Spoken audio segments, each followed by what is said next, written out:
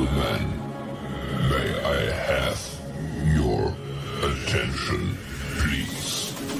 The show starts in 10, 9, 8, 7, 6, 5, 4, 3, 2, 1, go. The following is a world-class Bullshitters exclusive. Submit to the High Council here on World Class Bullshitters. I'm your host, Jeff Hicks, and with me tonight is my co-host, Caffeinated Wolf. Hey, what's going on, Jeff? What's going on, chat? Hail to the High Council. Hail to you guys hanging out with us this evening. We are excited.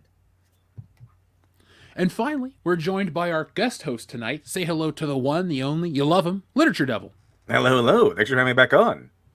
Dude, it's always a blast to have you because we're going to get to the bottom of some of these topics. We're going to have a good conversation, and the audience is going to be entertained. So, folks, it's time for that entertainment. Now, let's give a quick shout-out to everyone in the chat, but let's give a special shout-out to our newest member. Our friend Stephen Crane is a new member of the WCBS membership program. So, folks, when you watch our videos, do yourselves a favor. Hit the join button. What it does is it gives you access to a lot of WCBS fun. First up, at any tier, you're going to get access to our badges, our emojis, and the cool part is the emojis are us. I got Nick, Dion, Kendo, and myself are the emojis. The stickers you unlock, they evolve the longer you are part of the crew. It's a fun experience. So we're going to have a little bumper for that tomorrow and tell you more about that. But Stephen Crane, thank you for joining us tonight. And folks, we have a lot of members in our chat as well. So let's give them a shout out. Say hi, everybody. Like Shrebbles08. He is a member. So welcome Shrebbles08 to the WCBS show tonight. But we also have wonderful people like Alexander the Great, Greg Kirby, Miss Ninja Julian, who's one of our awesome mods. We have Adama, as well as Gear Stark, and many more. So, folks, thank you for joining us tonight. We'll be checking in with you guys all throughout the night. And we have a word of the day from our friend Shrebbles08. And the word of the day is coom. Fistful of coom. Debbie does coom. Star Wars, The Rise of Rey's coom. And the coom point. So that is with an M, not an N, folks. But yeah, so Fistful of Coom. Mortal Kombat? That one feels like it's just too natural. I was a strange kid, but I've been waiting since I've been in my adult life. I've been waiting for the Mortal Kombat adult film because it would be epic. So let's make that happen, folks. Let's get Axel Braun. But I want it to have some artistry to it. I want an actual fighting tournament as well as the adult action. So, folks, adult Mortal Kombat. Let's make it happen. Let's take it back for the 90s kid. And use the word of the day, like coom, to help us do that. Now, off the top of your head, guys, what do you think would be the best/worst idea for an Axel Braun adult parody? I mean, this is 2023. There are a lot of different angles you could go with it that could make it the worst, quote unquote. Like, there are plenty of places you could go with that. I'm just gonna throw out anything that I actually enjoy. So I don't know, like Harry Potter. I mean, you don't even have to change the name, just the spelling. Harry Potter and the Sorcerer's Comb. Oh, why? The Chamber of Coom. See, Chamber now of you Coom. went and ruined it. Look at that. Fuck. Well, Those would be adult parodies. I mean, Chamber of Coom. are the people on the internet ruining your fun with Hogwarts Legacy, Andrew?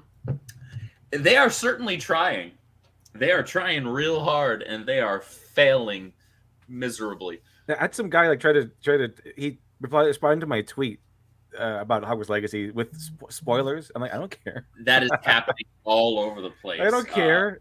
I've had friends, and Mary has had part of the ending spoiled for her because somebody responded to one of her tweets with a meme that it's like that Simpsons meme where it's whatever the daughter's name is. She's like, oh, it's like this thing on the screen or something. Yeah, exactly. Yeah. And there was a spoiler in there. It's like, these are just spiteful, miserable people, and they can't handle the fact that they lost miserably. Like, their boycott amounted to absolutely fuck all, and they're just it's maximum cope. Yeah, it is absolute cope. And so because of that and the misery that they're seething with internally, they need everybody else to be equally as miserable. But the thing is, it's just not happening. Yeah, people are getting upset if it gets spoiled for them, but it's still not like It's not stopping them from enjoying the game. I mean, it's not a movie or a book. It's a game. You can play the story and then you can go back for the gameplay. The gameplay is really fun.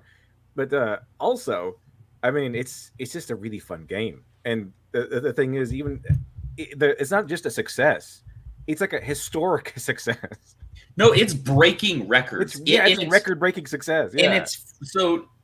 First and foremost, there was the record-setting concurrent viewers and number of streamers on Twitch. So it's the highest viewed and streamed single-player game in Twitch history, beating out even the likes of Elden Ring, which I think had set the record prior to it. If Elden I'm Ring was not huge. mistaken. I remember that. And speaking of Elden Ring, it even is on track to beating Elden Ring's sales, because the amount of sales that Elden Ring got in its first month, Hogwarts Legacy has almost reached just in its first week. And there are a number of other really large titles. Yeah, Valiant Renegade, our friend of the channel here, did a fantastic financial breakdown on the game and its ridiculous success. That he dropped, I believe it was this morning that he dropped that video. And yeah, this thing's beating out Zelda Breath of the Wild, Skyrim, you name it. Like, it is just dropping bodies, which is really, really crazy and speaks so much. I've said this, I think, just about every single show that we've talked about the game, but I cannot overstate enough how important it is that this game highlighted just how powerless these weirdos on Twitter and in the media are. It's not just powerlessness; it's like anti-power, because the more they scream, the better things got for They don't have any power. They're not going to negatively affect your sales. The people bitching about this were either A, not fans and they weren't going to buy it anyway, B, cat foodians, so they eat cat food as far as their diet goes, and they can't afford to buy the $60 game, let alone the deluxe edition. Or 3, they're access media goons who get a free review early copy anyway. None of those equate to lost sales. These people weren't going to buy your game anyway. So all they did was cater to the people the game was designed for. It was made by fans of a thing, for fans of that thing, and they catered to fans of that thing by making the thing good, the thing that they loved. And what did people do? They went and bought the thing. That's why I bought it. I think there's a lot of people. It's not just, out of spite. It is partly, but not just out of spite. But it also looked like a good game. And even then, on Steam, which is where I bought it, it's like, hey, it's like these games that you like. And the games that I recommended were Skyrim and Shadow of War. Yeah. Lord of the Rings, Shadow of War, both games I enjoyed a lot. Shadow of War, not really for the story much. The story was kind of crap, but the Nemesis system was amazing. But, the gameplay for Shadow of War is fantastic. Yeah, I loved it.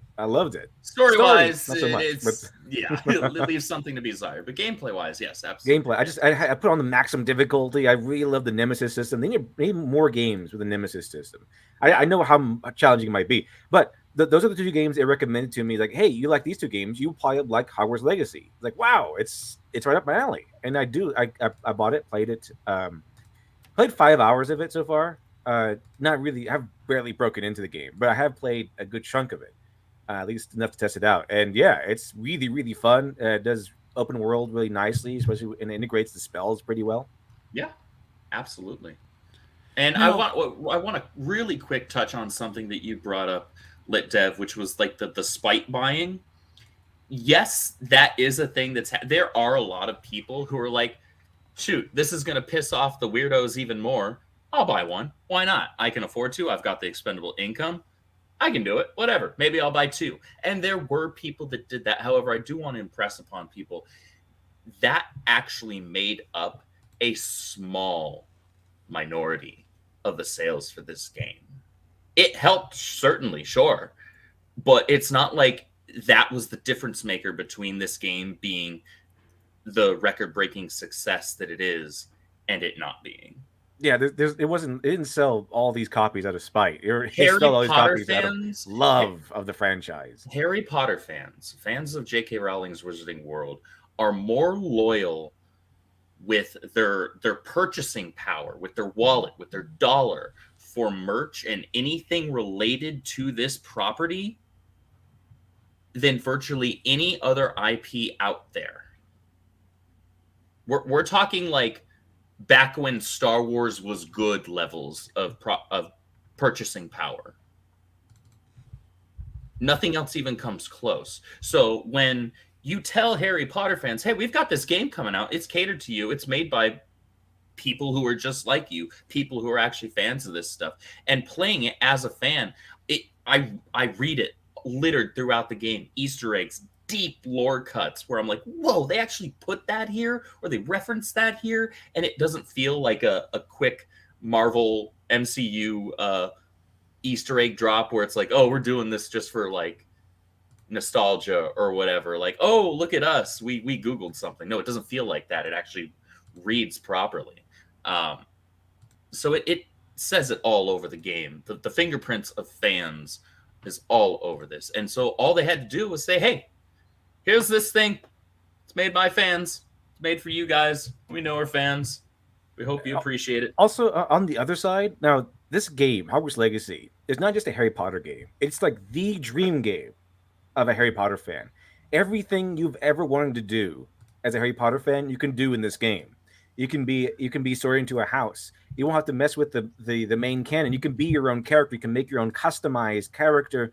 You don't have to mess with the Harry Potter canon or the lore, and then kind of imagine that, oh, this was happening in the background or something like that. So that's all done with, because takes place like the 1800s. I think 1899 or something like that. Yeah. Same year as like I think it's same year as like the Red Dead Redemption first game, oddly enough. But the thing is, not only that, you can you can get a wand, you can customize it, you can choose its style, what kind of wood it's made out of. You can choose through all kinds of clothing and styles and scarves and gloves and hats and glasses, everything.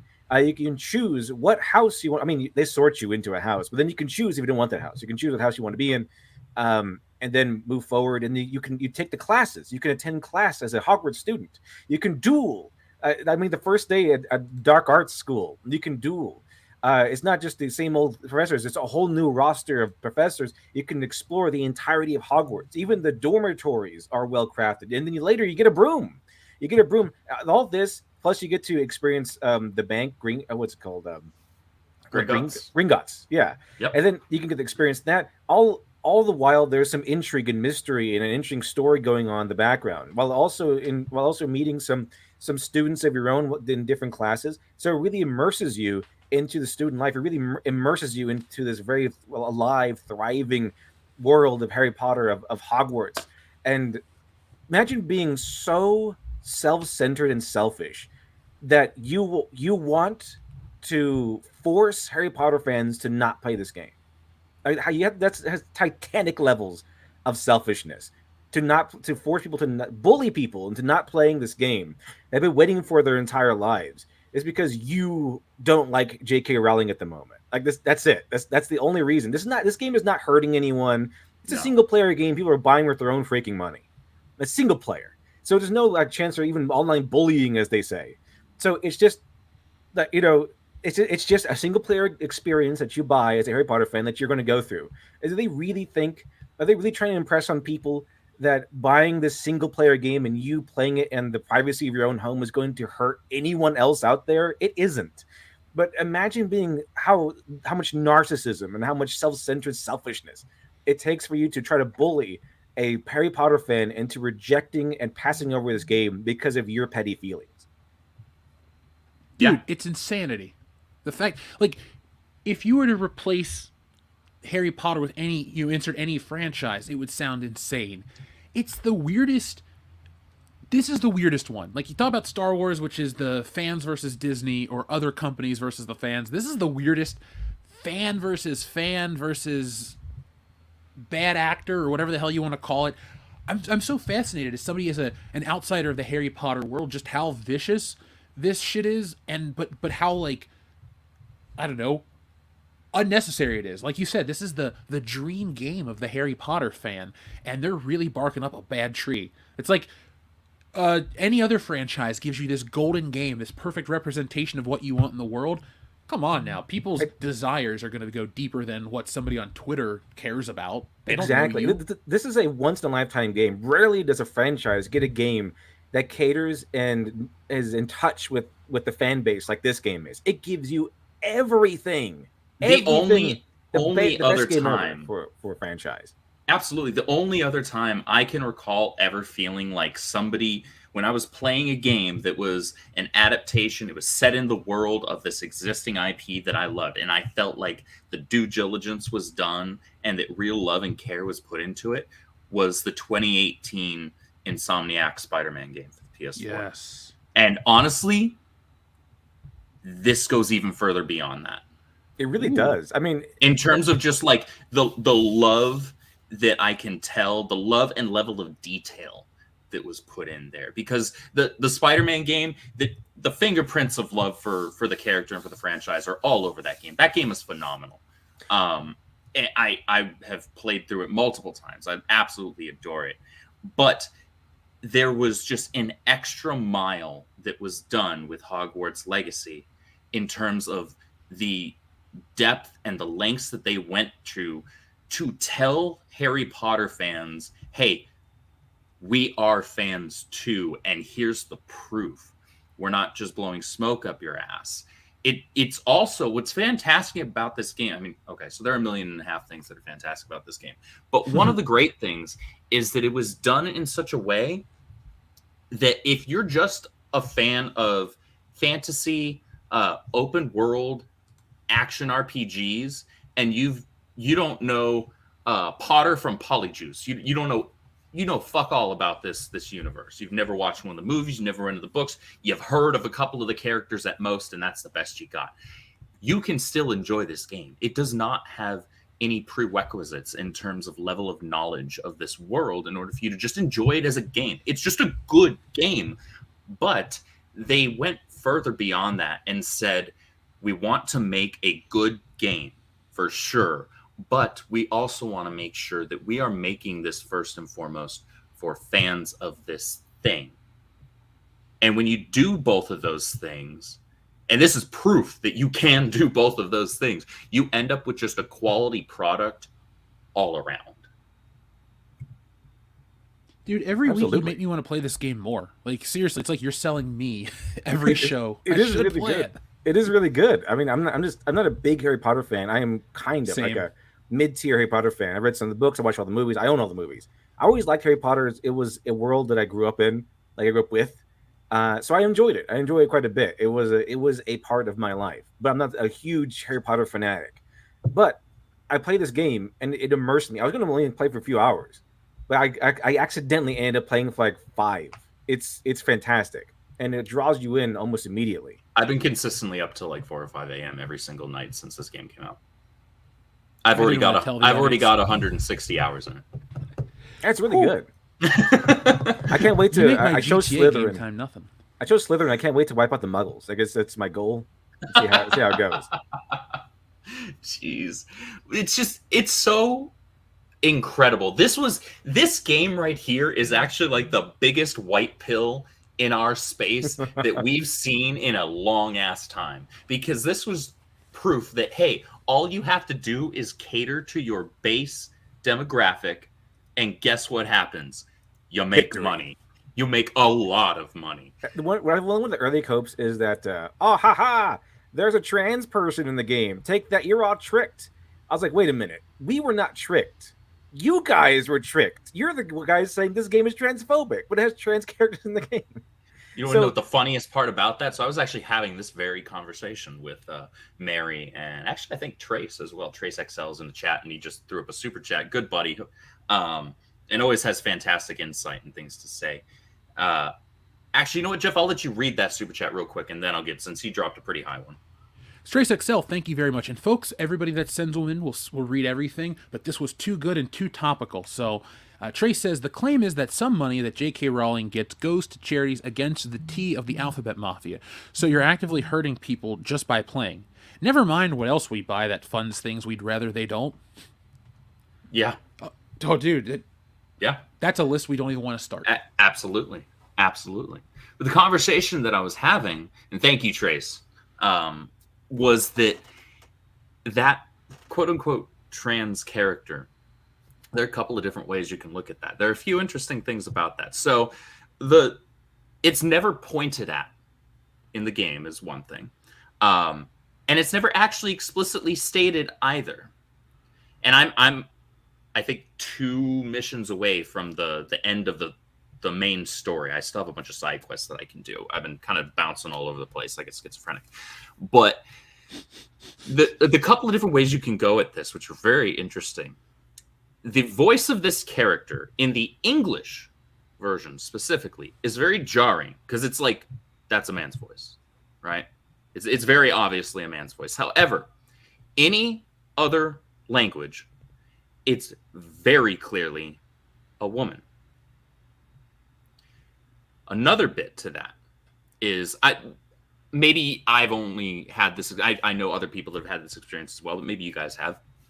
Have you ever had a friend or met somebody, met a guy who had just naturally a higher pitched kind of feminine voice, not like he was flamboyantly gay or anything.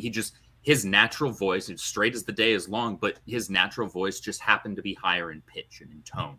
Oh, yeah. He sounded feminine. I actually have somebody who's a part of my Discord who for the longest time, until he told me his actual name was Nathan, I didn't know it was a dude because he sounded like a chick. And that's not a knock to him. It's just that his natural speaking voice sounded very feminine. That's not a knock to him. It's just how his voice is when he was born, right? I've also, in fact, even far as back as high school, known females who had a naturally lower voice. I'm not just talking like an alto in choir. I'm talking like, wow, you have not maybe a super manly voice, but like you have a lower voice in pitch than I would expect of a chick, right? Now, something to keep in context, the line that people are pointing to say that this is a trans character. Now, whether that was the intent or not, I don't really know. I don't really care. I just think this is an interesting conversation to have.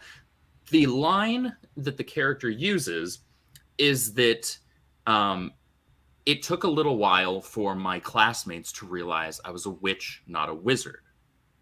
Now, if you're looking for it, that could mean, oh, okay, so this person was trans. Okay. But I think a more interesting way to look at it is when students first show up at Hogwarts, they're 11.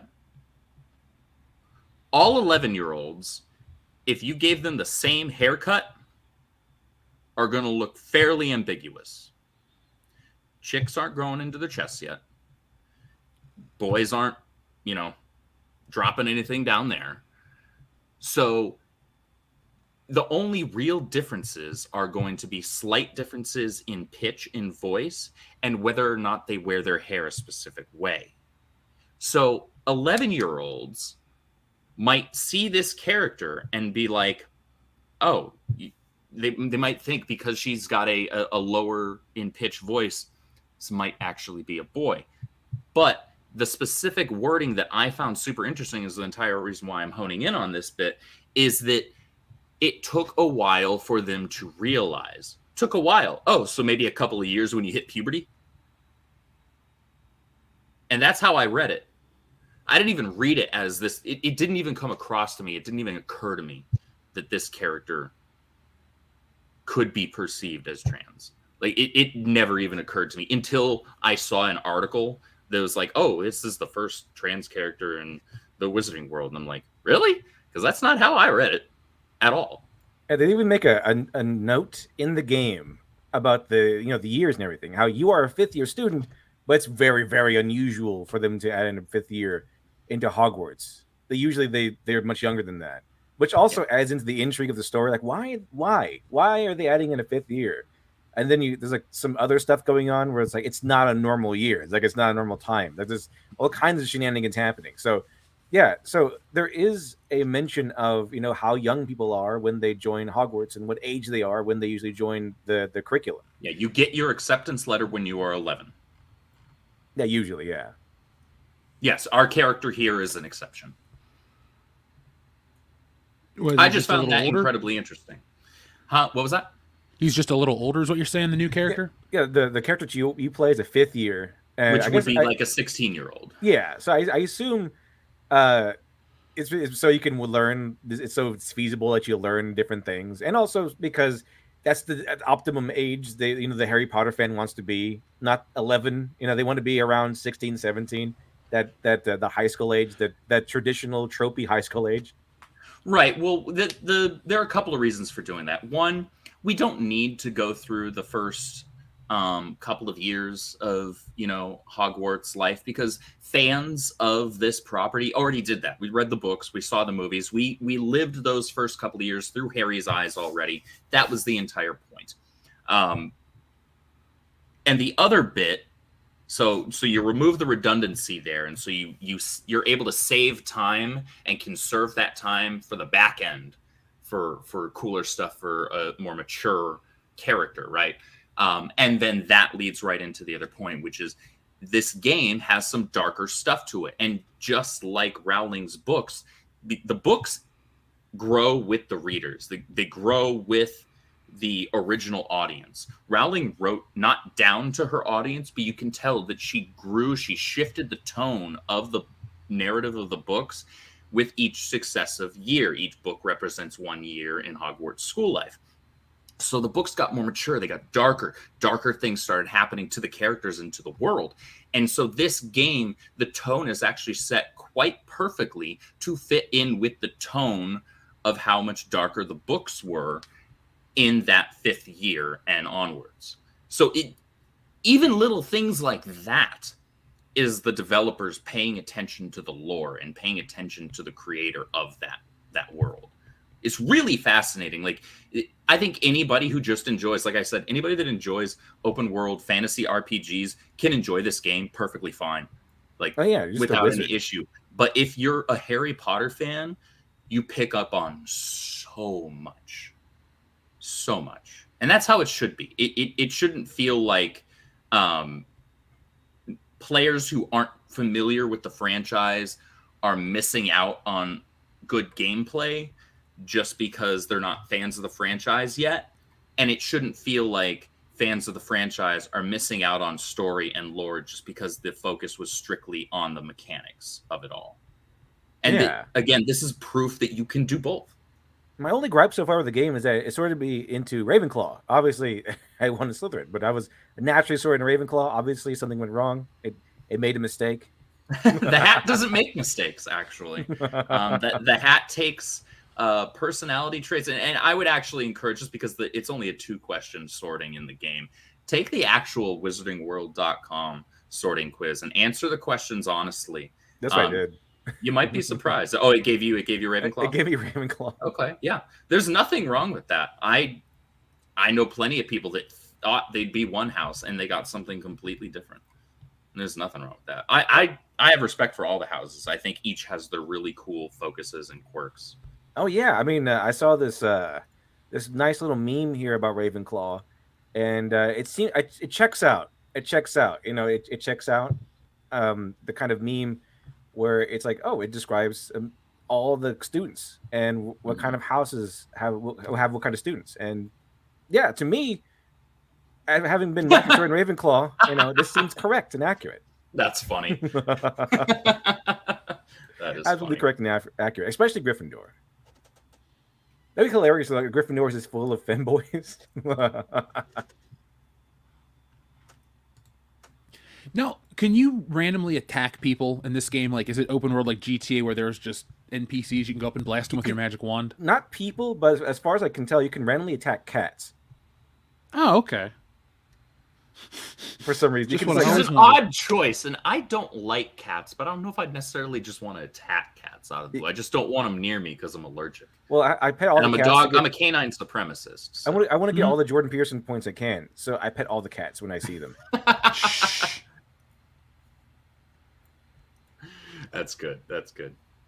Did you guys ever play that cat video game that was making the internet go Stray? crazy for a couple weeks? Yeah, Stray. Not yet. It's on my wish list though. Mm-mm. No, I did not. I do remember when it was coming out. Me personally, I will play it when it's free on PS4 because I've kind of moved past PlayStation 4. I don't want to buy anything new for that. Fair What enough. are you guys playing Hogwarts on, by the way, since I'm talking consoles? I'm on PC Master Race. Yeah. Oh, okay, PC. that's fair. I made a blonde hair, blue-eyed Slytherin, and I'm going to wipe out the Muggles. And I did them on PC Master Race PC. Wow. You're Excellent. truly the worst. That is. Wow. that's all I gotta say with that. His name is Moriarty too. His last name. His name is Cedric Moriarty. Outstanding. It's a pretty cool name. Which is also interesting because we're in the 1800s. I don't know exactly when, but this is also around the time It's the early 1890s. Sherlock Holmes. Actually, I don't know. I like Sherlock Holmes, like later Sherlock Holmes's career, 1890, or something like that. I like that era stuff too. I do like Sherlock Holmes as well. Yeah, so this is a really interesting era. You know, you might have Sherlock Holmes running around, depending on what 1800 era it is, and then the first Red Dead Redemption is taking Ooh, place yeah. around the same time. That's an open world game, the Red Dead series. That man, I got lost in to the point where it was too big of a game. Honestly, Yeah, it was good. It was great. It's like, what do you do? Well, I could Legendary. take 5 hours to trek across the map on my horse. I could do this. I could do that. I just got overwhelmed, and then I jumped to Spider-Man, which was an open world game that was a little more linear than that. So I'm always on the fence when it comes to open world games because either I'm ready to dive in head first and lose a couple days of my own life, or I want the kind of experience that I'll continue to revisit, like a Spider-Man or GTA 5, where the map's fine. It's not as in depth as other games, but I find myself revisiting. So if I play Hogwarts, I wonder which experience I'm going to get. Now, do you think this, or would you guys consider this a fairly large map, or It has different maps. There's Hogwarts, there's Hogsmeade, and then those are the ones I unlocked so far. And both are pretty substantial. So there are a couple of things. So there's Hogsmeade is kind of its own self-contained town within the larger map. But the two primary maps are Hogwarts itself, because the castle is massive. The castle and the castle grounds around it is massive. But then the world beyond that is a dozen plus more so. So the map is a good size. This is not Witcher. The map is not as large as Witcher, and it doesn't need to be. I don't need there's a misconception among some gamers that a bigger world, a bigger map is always better. That's not necessarily true, because I look at games like Oblivion and Skyrim, and I'm like, cool, you got big maps, but they're mostly empty. So if there's not much to do there, unless I'm just in the mood for sightseeing, you're not doing anything for me, really.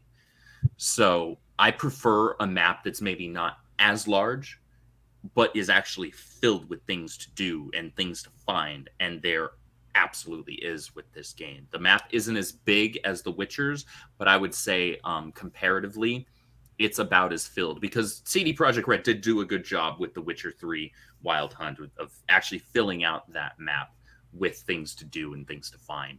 So I would consider this map equivalent to that insofar as it being filled and fleshed out, but not in size. It doesn't feel like a small game. Like I keep telling you, man, you're the best commercial for this. Like, you're single-handedly going to sell me a copy. I like Witcher Devil. I'm for sure the least interested in the Harry Potter universe, meaning we're all roughly the same age. So we all had the books come out when we were in grade school, and the movies come out when we were still in grade school. And so we were the right age for Harry Potter. Mm-hmm. I just didn't like it enough back then, but I like it kind of enough now. Put it like this. I'm okay with Harry Potter. Like when I go to Universal, I'm happy to see the castle. I'm happy to drink the butterbeer. I'm cool with seeing people in their robes and waving their wands. Like I'm in the world enough that I know it, and when other people are having a good time, I'm invested. I understand that reference.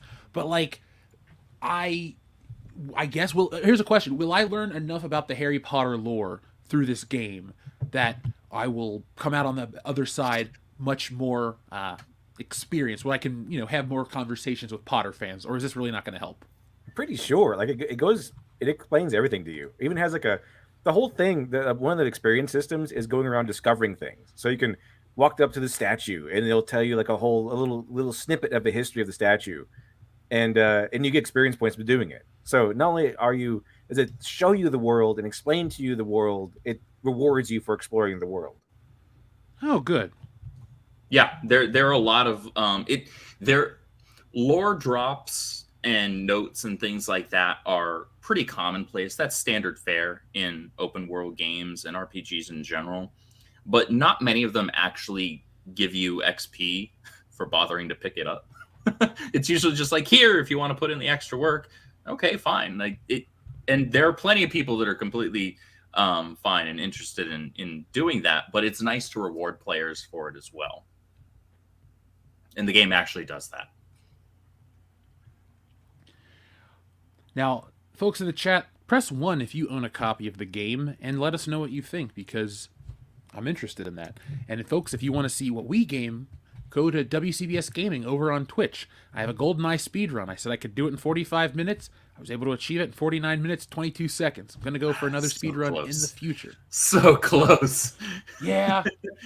Like I say all the time, I messed up. Meaning, like, if I would have taken a couple other steps in these levels or done other things, I would have beat my time. That's why I'm kind of mad at myself, but I'm also not that mad because, I can. You can do it. I'm kicking my own ass right now because I'm stuck on one level and I don't have enough time to play it till I get it right. I have to play for like 10 minutes and then I have to step away. I'm stuck on fucking Control and on 00 Agent, which is the second to last level, and I'm pulling my hair out. So folks, maybe I'll stream that on Twitch as well if you want to see me suffer, because people like that, right? It'll be fun. That is a thing that people enjoy, it would seem. Well, speaking of, is there any? The only reason I have not gotten any further with Hogwarts Legacy is I've been playing Hitman. All which the Hitman one? stuff. All of them. The whole entire trilogy. I finished Hitman 3, and then I'm going into Freelancer, which is interesting. So that's been knocking my time. But I have not gone back to Hogwarts Legacy. I might this weekend, but I played it once. But Hitman has been that's one of my favorite franchises. I've been trying to. I had finally had time to play it, and boom, I did, and I am. I got the trilogy on Xbox Game Pass, and I played through one of the more recent ones on PlayStation Plus. So I like Hitman quite a bit. I like third-person action games. They're an easy sell for me, especially when they have gun-based combat. That's just it's easy. They need to bring back Siphon Filter. I know they're bringing back Splinter Cell. Bring back all. I like Splinter Cell. Splinter Cell's good. Yeah, dude, all of them. I like stealth games. Same. That's how I play GoldenEye, the stealthiest way possible. That's how I love sneaking up on people. When I was played Last of Us Part 1, my favorite part was when you were supposed to be helpless, Ellie alone. She has nothing but a knife. To me, I was like, all right, let's get this done. I killed That everyone. was a fun part of the game. That was awesome. I love that one. I killed everyone in that camp, and everyone died. And then I killed the boss really easily because he can stealth still, and he's like just trying to follow you around. But yeah, I love stealth games. That's one of my favorite genres. I enjoy stealth mechanic options in games like Insomniac Spider-Man or the Batman Arkham franchise. Like, I will stealth kill very strategically. Sometimes I'll just stealth kill everybody if it's even, if that's an option. But at minimum, I'm going to stealth kill a few guys to like kind of strategically place myself in what I'm going to ultimately have to actually deal with up front, I think that's a fun feature. Nothing is more satisfying than taking out a huge group of guards in an Arkham game and not having any of them know that the other one just got taken down. I love doing that shit. Yep. I would do that in Spider-Man, but try this next time you play it. when you're swinging to a criminal or a crime, like especially like a mugging on a rooftop or something where the criminals stand in a circle, land and press that attack that does the spinning web, like where you spin or in a Oh circle. yeah. I know what you're talking about. You can take out like 10 guys at once in that. It's so awesome. Mm-hmm. Yep, that's that's easy mode. Even on the hardest difficulty, it works. I love it. It's just like, boom, there you go, hack. Absolutely. Now, let's see. Did anybody else press one in the chat? A couple people have a copy, like the Third Turd, Shooty Go Blam, Reven R, Trace XL has a copy. Clone Geek has 69 copies of the game. Damn, Clone Geek, can you send me one to the PO box? Yeah, there you go. It'll be a 68, then I'll owe you one. So there you go. That's good. Now we're only 5 days into the release of Hogwarts. The controversies don't stop. The hype keeps going because it seems to be that good. And I'm only saying seems to be because I haven't played it, but based on reviews, your guys' opinions of everything, it's that good. It's a game that lives up to the hype. It's very rare. Even the Access shill media that leading up to this game actually releasing was like kind of side-eyeing it and shit-talking it in a left-handed manner. Someone give it a 1 out of 10. Well, that's not a real gaming review. Like, that person didn't even talk about the game. They just talked about how much they hate J.K. Rowling. Yeah. But any of the other, like, major sites, like, they were all giving it, like, 9s out of 10s, 8.5s, and things like that. And these are websites that were, like, actually dogging on the game before its release. Now, one could say, oh, well, you know, they got review copies, so, you know, maybe they were gonna, you know, just give it a good rating anyway. I don't know. I do think that it's still telling that despite how much shit that they were talking, they couldn't deny that just as a game. So if you're objectively, okay, fine. You disagree with Rowling because she made factual statements about biology and your fifis took issue with that. Okay, that's on you. That's whatever. But if you can separate it as a game and still review it as a game, even these people couldn't deny that as a game, it is rock solid. Anyone else notice the resurgence of this whole idea? It's from the opposite side this time, but they're like they're demanding we need ethics and video games journalism over this Hogwarts Legacy thing, because like they're first of all they're like that there's no ethics in video game journalism because Hogwarts got such high scores everywhere. Yeah. So now it's Gamergate again, but it's the other side screaming for it. Well, now it's non-gamers. Now it's non-gamers screaming about ethics and journalism. They don't freaking get it. They don't get it at all. You're not supposed to give it good scores. We need ethics in video games journalism. Yeah, they do. It's pretty wild. It is, but I love this though because it shines a magnifying glass on the stupid people, the people that want to make these small claims seem bigger, and then it goes to show you how people actually care about it in the grand scheme of things, which is nice because it kind of puts these weirdos in their place going, well, I mean, look, they don't have the reason and the logic to sit down and go, well, maybe everyone thinks I'm an asshole. Maybe I should take a look in the mirror and ask myself the hard questions. No, they're going to melt down and go to another thing to complain about and be upset over because that's what they always do. It's like the end of that great Twilight Zone episode. Monsters are due on Maple Street, which is about hysteria. That's what this is. More hysteria. I called it a witch hunt. It's all bullshit. Yeah, it's all histrionics. It is. And every one of these situations is one to the other, just like they do on the show at the Twilight Zone. When the aliens go, well, there are a million Maple Streets out there. We'll go from one to the other. That's what this is. These outrages. A couple years ago, it's Star Wars. Then it's Lord of the Rings. Then it's Game of Thrones. And it's Harry Potter. And it's Star Trek. And it's comic books. And it's movies and games. We're going to move into something else. Soon it'll be more sports. We'll have another medium of entertainment that's more offensive and will be self-policing. This is going on all the time. This is just another in the same old rigmarole.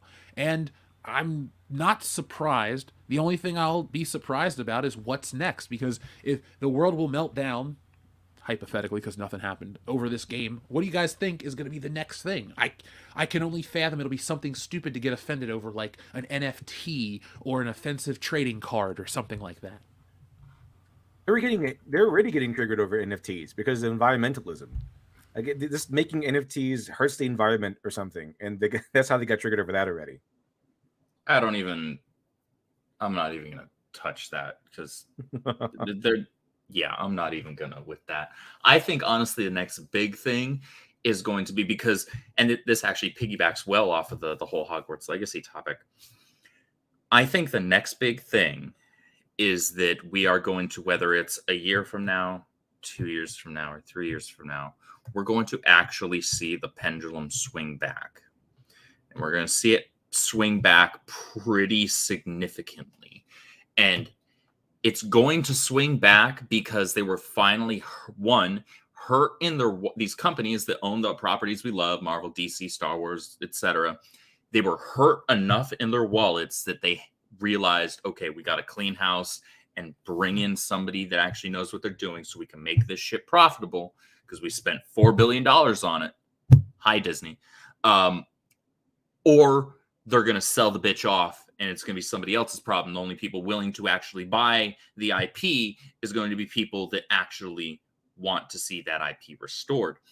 So there's that part. So they'll be hurting their wallets enough.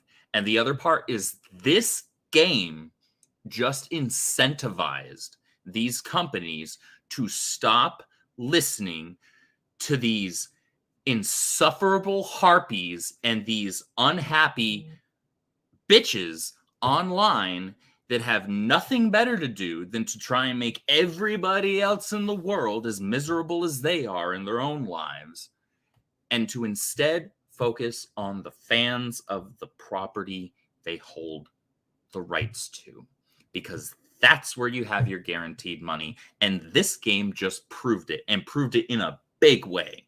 Like this, I don't think most people really realize how culturally impactful this game's success really is. Because what have we been doing as fans for the last, 8 years? Well, 7, 8 years, whatever, as long as this space has kind of been active. We've been bitching about, comic books no longer being made for fans, Star Wars no longer being made for fans. They're catering to people who are not fans of this shit, who don't actually support this shit with their wallet. They only support it with likes and retweets on Twitter and Reddit and all this crap that does not equal revenue. We've been bitching about that for years now. And this game literally just did what we've been bitching about, like what we've been wanting from these companies. Just give fans of a thing the thing done properly. Stop demonizing fans and give the fans what they want. And boom, record-breaking numbers. Like, it could not be simpler. It really couldn't. This is simple math. This ain't no fuzzy math. Okay? This is just cater to the people that are your guaranteed money. And anybody else that's interested will jump on in. That's it. It's simple. And you'll make money. So I think this game is going, the success of this game is going to incentivize more and more creators moving forward. It's going to be it'll be a snowball effect. It's going to take a little bit of time to build, but I think this might be a tipping point to where people are now incentivized because they've seen it now. It's very obvious. We had this game right at the top of this year, and then last year in terms of movies over the summer, we had Top Gun Maverick, right? Just make a movie for fans. Make a movie for people that you know are going to go see it. Not people that you say you want to go see it because it makes you look good to all of your wokey friends in Hollywood. The people that are actually going to spend the money because they have the money, because they're not eating cat food 3 meals a day.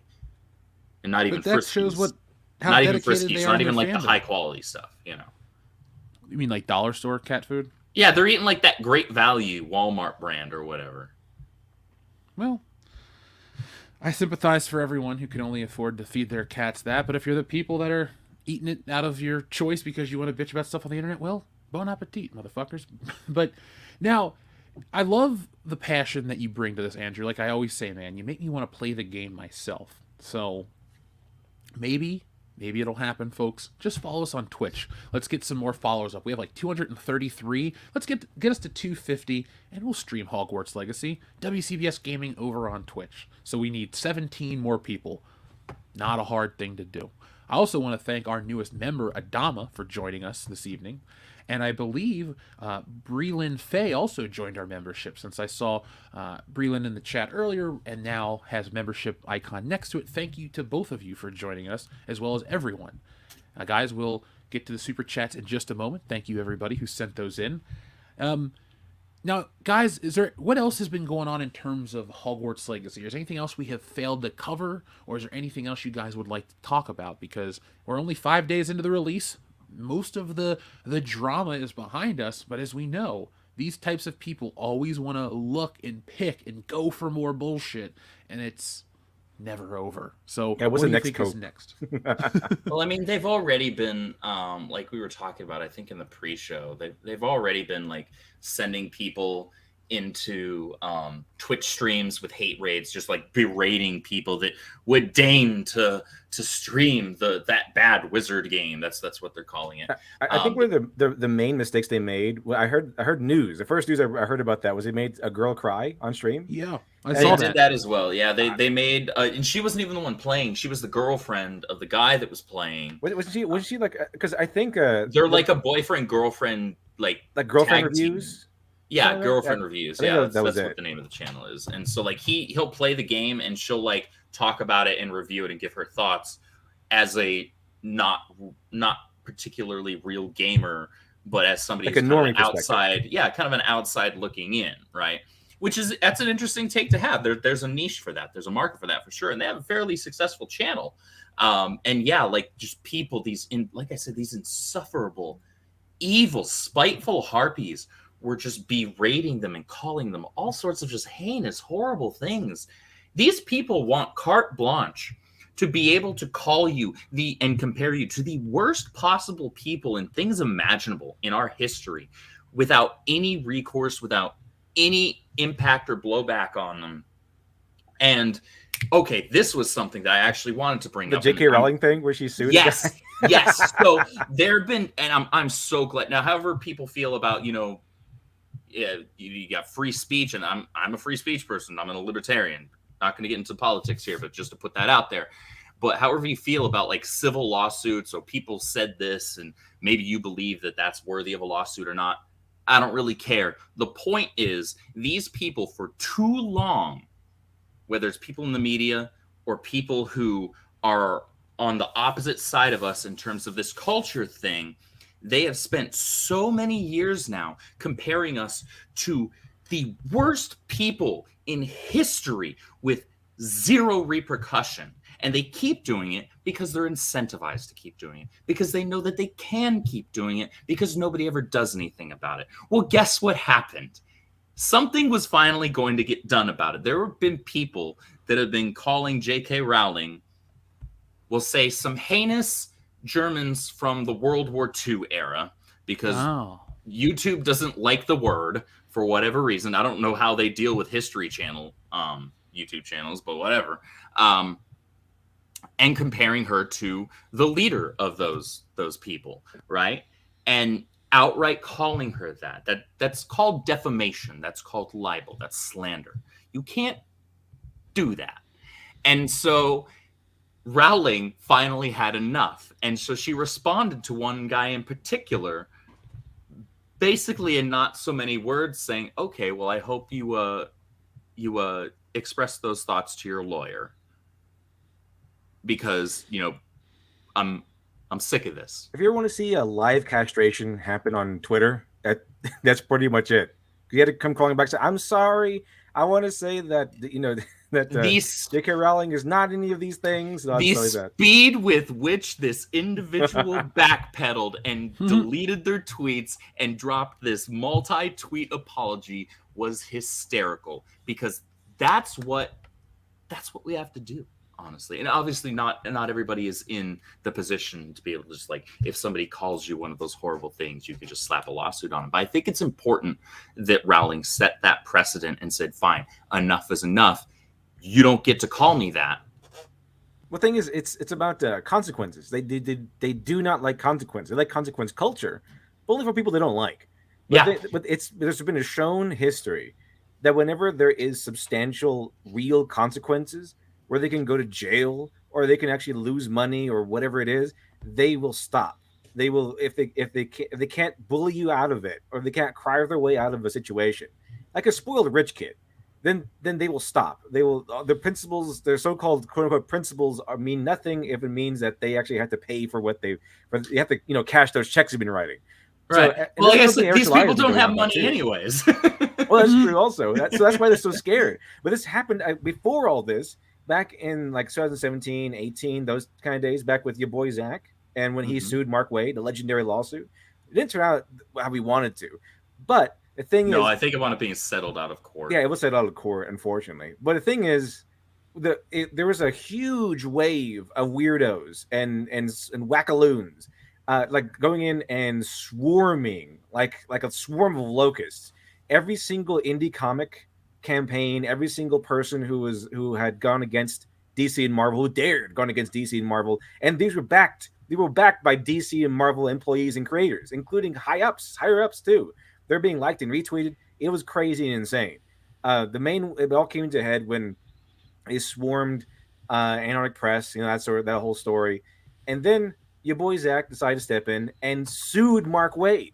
He sued Mark Wade because Mark Wade gave him a call. Hey, nice company got there. Shame if something would happen to it. That sort of thing. And so that led to them canceling the book, which they had a deal for. And he sued him for tortious interference. And the thing that happened after that was, sure, it went to court and everything, and that happened, but it was an almost immediate ceasefire. Like all the swarming kind of stopped. Everyone was then afraid. All these weirdos were then afraid. Like, oh, I could if Mark Wade could get sued, I can get sued. And so they all stopped. So the moment that you introduce consequences, they go running away like a bully. Like there's to stand up to your bully. You stand up to your bully, he backs off. These weirdos operate the same exact way. You stand up to them, you send them, you legally send them some, the consequences, like I'm going to sue you for defamation, tortious interference, whatever it is, slander, whatever it is. The moment the consequences of any type that they cannot escape are introduced, then they back off. They cannot stand that. They want to be able to snipe at you and destroy you from a distance without getting any blowback on themselves. And the moment even the tiniest bit of blowback is there, they start running for the hills. Absolutely. Social media has allowed far too many people carte blanche and excuse to call people heinous things and say heinous things that they would never, ever say to those people's faces. No, because there would actually be consequences for doing that. Well, I wish there would be a video of something like that happening in your real life. It's like, oh, hey, I'm going to call somebody out on their shit, and then wham, whack right across the face. It'd be interesting. Well, hopping into this conversation a little late. Welcome, sir. Welcome. Welcome to WDW Pro, folks. Say hello. Did you guys cover that this is probably, though, the haymaker blow to wokeism, at least for Harry Potter? I mean, I did basically cover that in terms of this is going to be the selling point, the incentivization for other companies to stop catering to woke weirdos on Twitter that don't give them money anyway, and instead cater to the people that are their guaranteed money, aka fans of the thing. Well, yeah, I mean, if you're a company and you want to do business with J.K. Rowling, then you have the option of doing that and breaking records in whatever industry it is that you're endeavoring to make money in, or you can listen to whoever these people are, that clearly they have less than zero impact. Because if you raise a stink and you do protests and you do a backlash and you're keeping names of all the people participating in streaming this, and then it breaks all these records, you have literally less than zero impact on diminishing the product's sales. You may actually be improving its sales through your own inept stupidity. Absolutely. I mentioned Valiant's video that he dropped this morning. Our financial expert, he did a fantastic breakdown of the success of this game. And I'm sure he would agree with this, that something that was never going to be a sale to begin with doesn't count as a lost sale. That's a good point, yeah. But, go ahead. Well, you've got these people. One of my favorite comments that I saw, I think this was on Valiant, on either his channel or on Twitter, but he had one of these individuals. They believe in all this stuff, and so they said, "Oh, I purchased it, but I hit the buy button with my middle finger," and it's like, who cares? Hit it with any finger you want. Hit it with your elbow. Hit it with your genitalia. Nobody cares. Like, it's money. You gave them money. No one cares.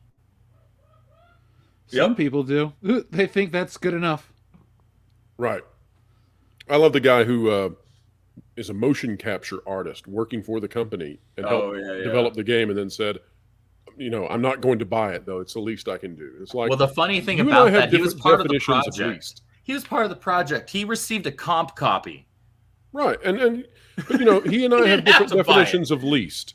Yeah. Like, no, the least you could do if we're going on that, on that meter, the least you could do is probably not work on creating it, bringing it into existence.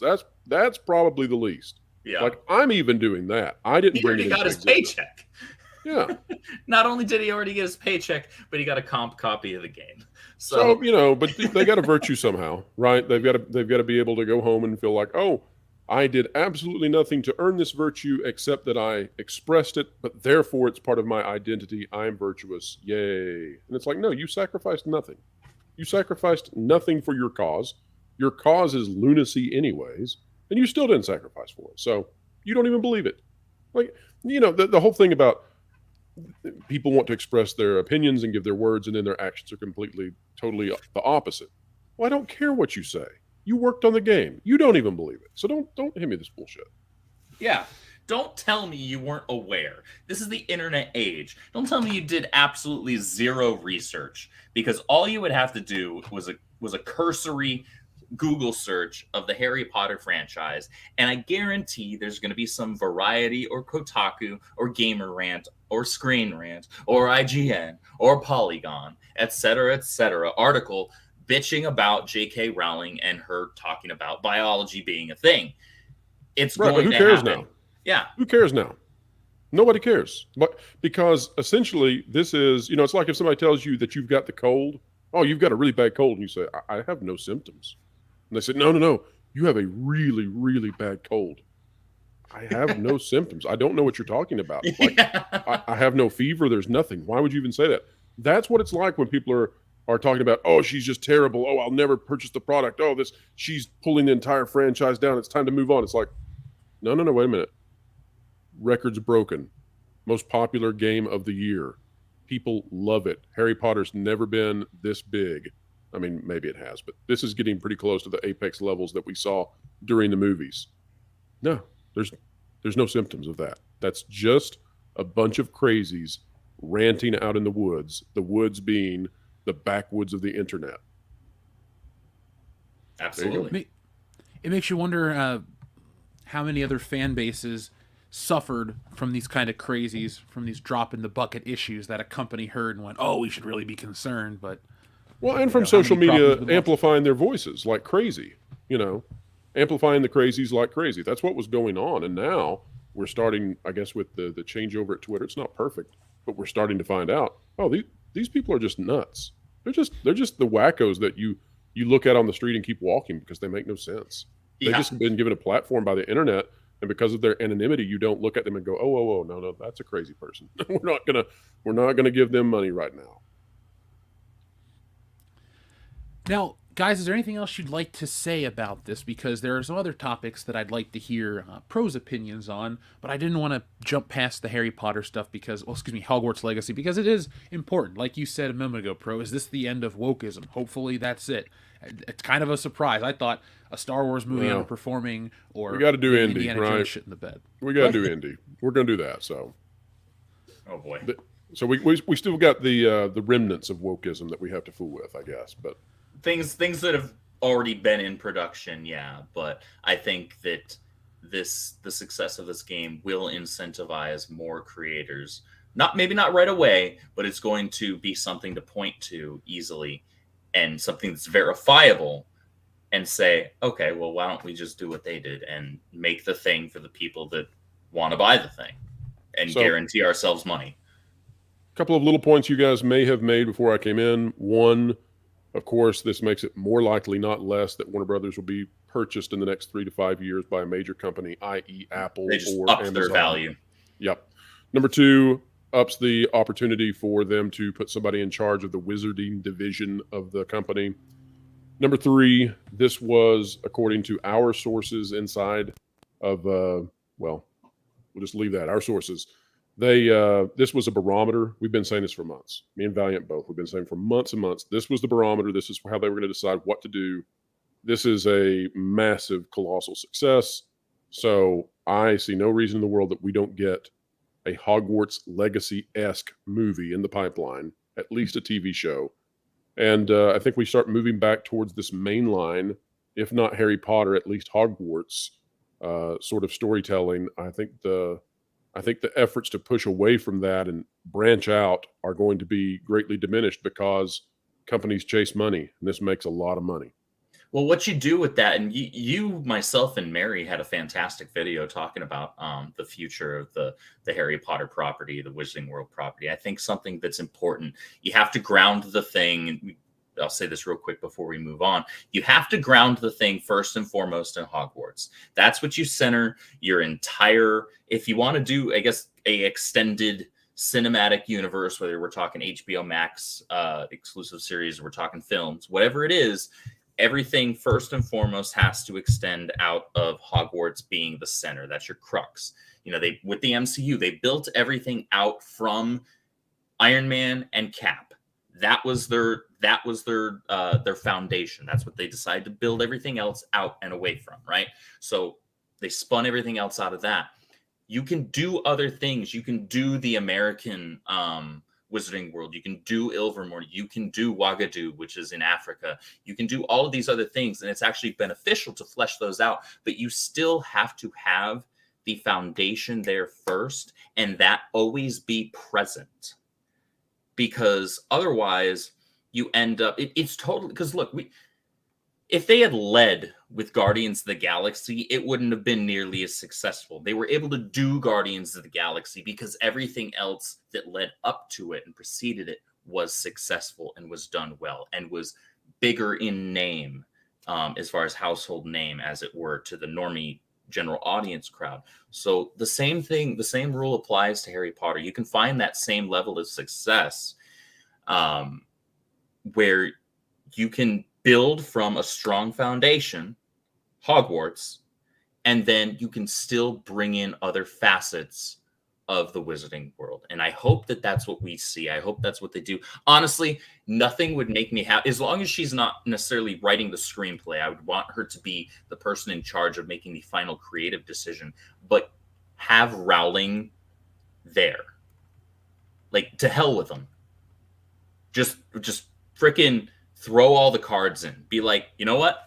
We're partnering with J.K. Rowling. She is the head of creative here. She has the final creative say. She's not necessarily writing the screenplays because she's not a screenplay writer. She's a long-form novelist. That's where she thrives because she's a deep, layered storyteller. She needs time to build the stories that she's telling, and she does that very well. If you constrain her to something that's supposed to be a 2-hour film, she's not as strong. It's just a fact. They're two completely different beasts. Writing a screenplay for a movie is completely different from writing a screenplay for a TV serialized show, just as it is writing a novel is completely different from a serialized comic book and so forth. So do that, and then bring in somebody who's strong with screenplays and strong from a directorial perspective. And I think, honestly, Warner, whether it's sold off or not, this would be the new thing. This would be dominant. So you really think Apple would be the one to buy Warner? We discussed that. It's a little tricky with Apple, but in terms of having the ability, just from a capital investment standpoint, easily they've got the best shot. Buy it with when it comes to navigating the antitrust stuff and the potential legal challenges, Amazon has the upper hand. So, 60-40 when it comes to that. And then there's the very, very slim chance that Universal, Comcast could sweep in there and make a play for it solely based on the fact that they already have connections with the parks. But that would probably depend on the big two not coming through. And so you get a lot of people also asking, well, why are they, why are they creating all this stuff for this new DCU if they intend to be sold anyway and go with a different plan? It's like, well, for the same reason that you carry an umbrella if there's a 50% chance of rain. You don't know that you're going to be purchased, but you have to have that in mind. And if that's your goal, then you have to have all of those plans in place ready to go should a buyer be interested. But at the same time, there's no guarantee that occurs. So you have to have something you're going to go with in the event that it's just you. Yeah, you and Valiant did a fantastic video on that. Yeah, folks, make sure you guys are subscribed to Valiant Renegade as well as WDW Pro and check out all the content from all the guests that have joined us here tonight on the High Council.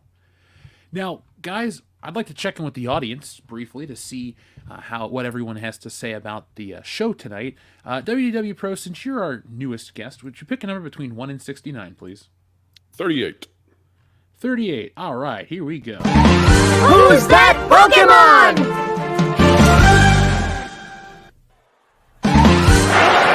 It's me, Austin! Oh, son of a bitch!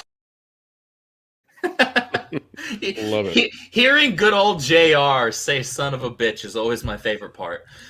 That's going to be my new ringtone. Oh, son of a bitch. Just that part. It's the best Put a part. text tone. Just get a new text. Ah, son of a bitch. And then Really got to silence that before I go into the funeral parlor. Dang it. Oh, yeah. Definitely. I want everyone to know I'm coming. Gear Stark, thank you very much. Feel the rhythm, feel the rhyme. Get on up. It's High Council time. Cool runnings. Hail to the High Council and the chat. Jeff, pick any button. Well, I will pick a button. We'll get you some new buttons coming up soon. But here's a personal favorite of mine. And well, let's just have fun with it. You're never gonna regret this, Ray. My parents left me that house. I was born there. You're not gonna lose the house. Everybody has 3 mortgages nowadays. But at 19%, you didn't even bargain with the guy. Ray, for your information, the interest rate alone for the first 5 years comes to $95,000. Oh, For the record, I love every single millisecond of that movie, and it is the greatest dry humor comedy ever created in the history of film. I love that movie. I've been studying it because I'm working on Wokebusters, and so I've studied it, and then I've actually gone adjacent with other 80s comedies to just figure out how to encapsulate that tone between the characters. And you're right, dude, that dry humor is what sells that. And I'm never going to put myself in the same category as Dan Aykroyd and the guys that wrote Ghostbusters, but it's fun to try to channel that type of stuff because, like, Egon might be the funniest character in that movie. He doesn't have those over-the-top, zany responses. He's not Venkman, but I think he's the funniest one. Like, when they're like, oh, you would have drilled a hole in your head if we would have let you. And he's like, yeah, it would have worked too, or whatever. Like, just little bits like that. He always has, and those sly, like, the sly looks he has. He's the unsung Ghostbusters. He's the unsung hero of the Ghostbusters comedy trio. Sorry, Winston, you're great, but you're just not as funny. Well, one of the best moments in that entire movie is when they receive was he the gatekeeper? I can't ever keep them straight. Which one is the gatekeeper and which one is the keymaster? But I guess it would be the keymaster since he's male. But when he comes in after having been possessed by the dog, and Egon receives the compliment, well, it was such a humanitarian thing that you're doing, and he says, "I don't believe he's human," and that's not a funny line. But the way he delivers it, is hilarious. If you're into that kind of humor, it's perfectly delivered, perfect facial features, and that is throughout that movie. They tried to come back and do it again with the second, of course, and that was just lightning in a bottle. I don't know what kind of magic was happening for that movie, but it is a tour de force for comedy, and you don't have to do stupid stuff to make something be extremely funny. They did it. It's one part cocaine and another part just right people at the right place at the right. Because, like, Because I'll look. I know That's everyone's on a perfect time storm, limit. isn't it? It is a perfect storm. Look, I know we're on a time limit, so I'll spare anyone my Ghostbusters long pitch. But like, it really is the amalgamation of like timing, artistry, and comedy all put into one. And that's why people fought so hard for it over the 2016 Ghostbusters. It wasn't because people were misogynistic. It was that Ghostbusters is important. No, it's because women aren't funny. Property. Oh, Well, wait, what? Those women aren't funny. I'll give you that much. Like, those ones specifically, without question, no, they are not. No, yes, there are some who are. And the director, God, he sucked too. He's the worst one, honestly. Paul Feig is my biggest, the biggest problem with that movie. But I digress. Folks, let's continue on with you guys because I don't want to go on all night on a tangent about. I almost said Zack Snyder. My brain's clearly elsewhere. I was going to say, no, that'd be me going on a tangent all night. Now, Jay the Real McCoy says, my new art book from you guys finally came in, and it's beautiful. Thanks again, guys. Well, Jay the Real McCoy, thank you very much for backing Tits and Art. Folks, if you want to be like Jay the Real McCoy and hundreds of others out there who've got their copies of Tits and Art, go to titsandart.com right now. We have limited supply available. They ship out once a week, and they're on their way to you each Friday. So you guys can get one of our remaining copies of the Terminator cover or the red cover, which is inspired by D&D. So if you're a tabletop gamer and you like beautiful women, this is the book for you. If you like sleek and sexy sci-fi, this is the book for you. And if you like comic books, every project I put out is the book for you. So folks, go to titsandart.com right now, get yourselves a copy, and join in on the fun. Shrubbles08 says, I'll take a Joe Rogan Slapnut and a Back to the Future Doc motorcycle. Also, there will be Coom. There will be Coom, my friend. There will be. And here is your first button right here.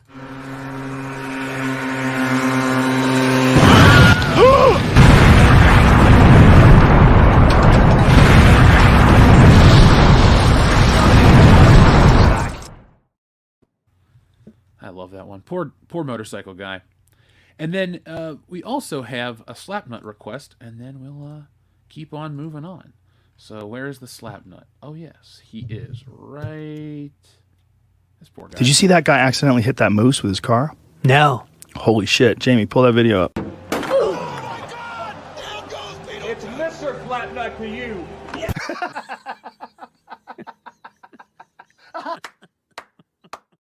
He killed him.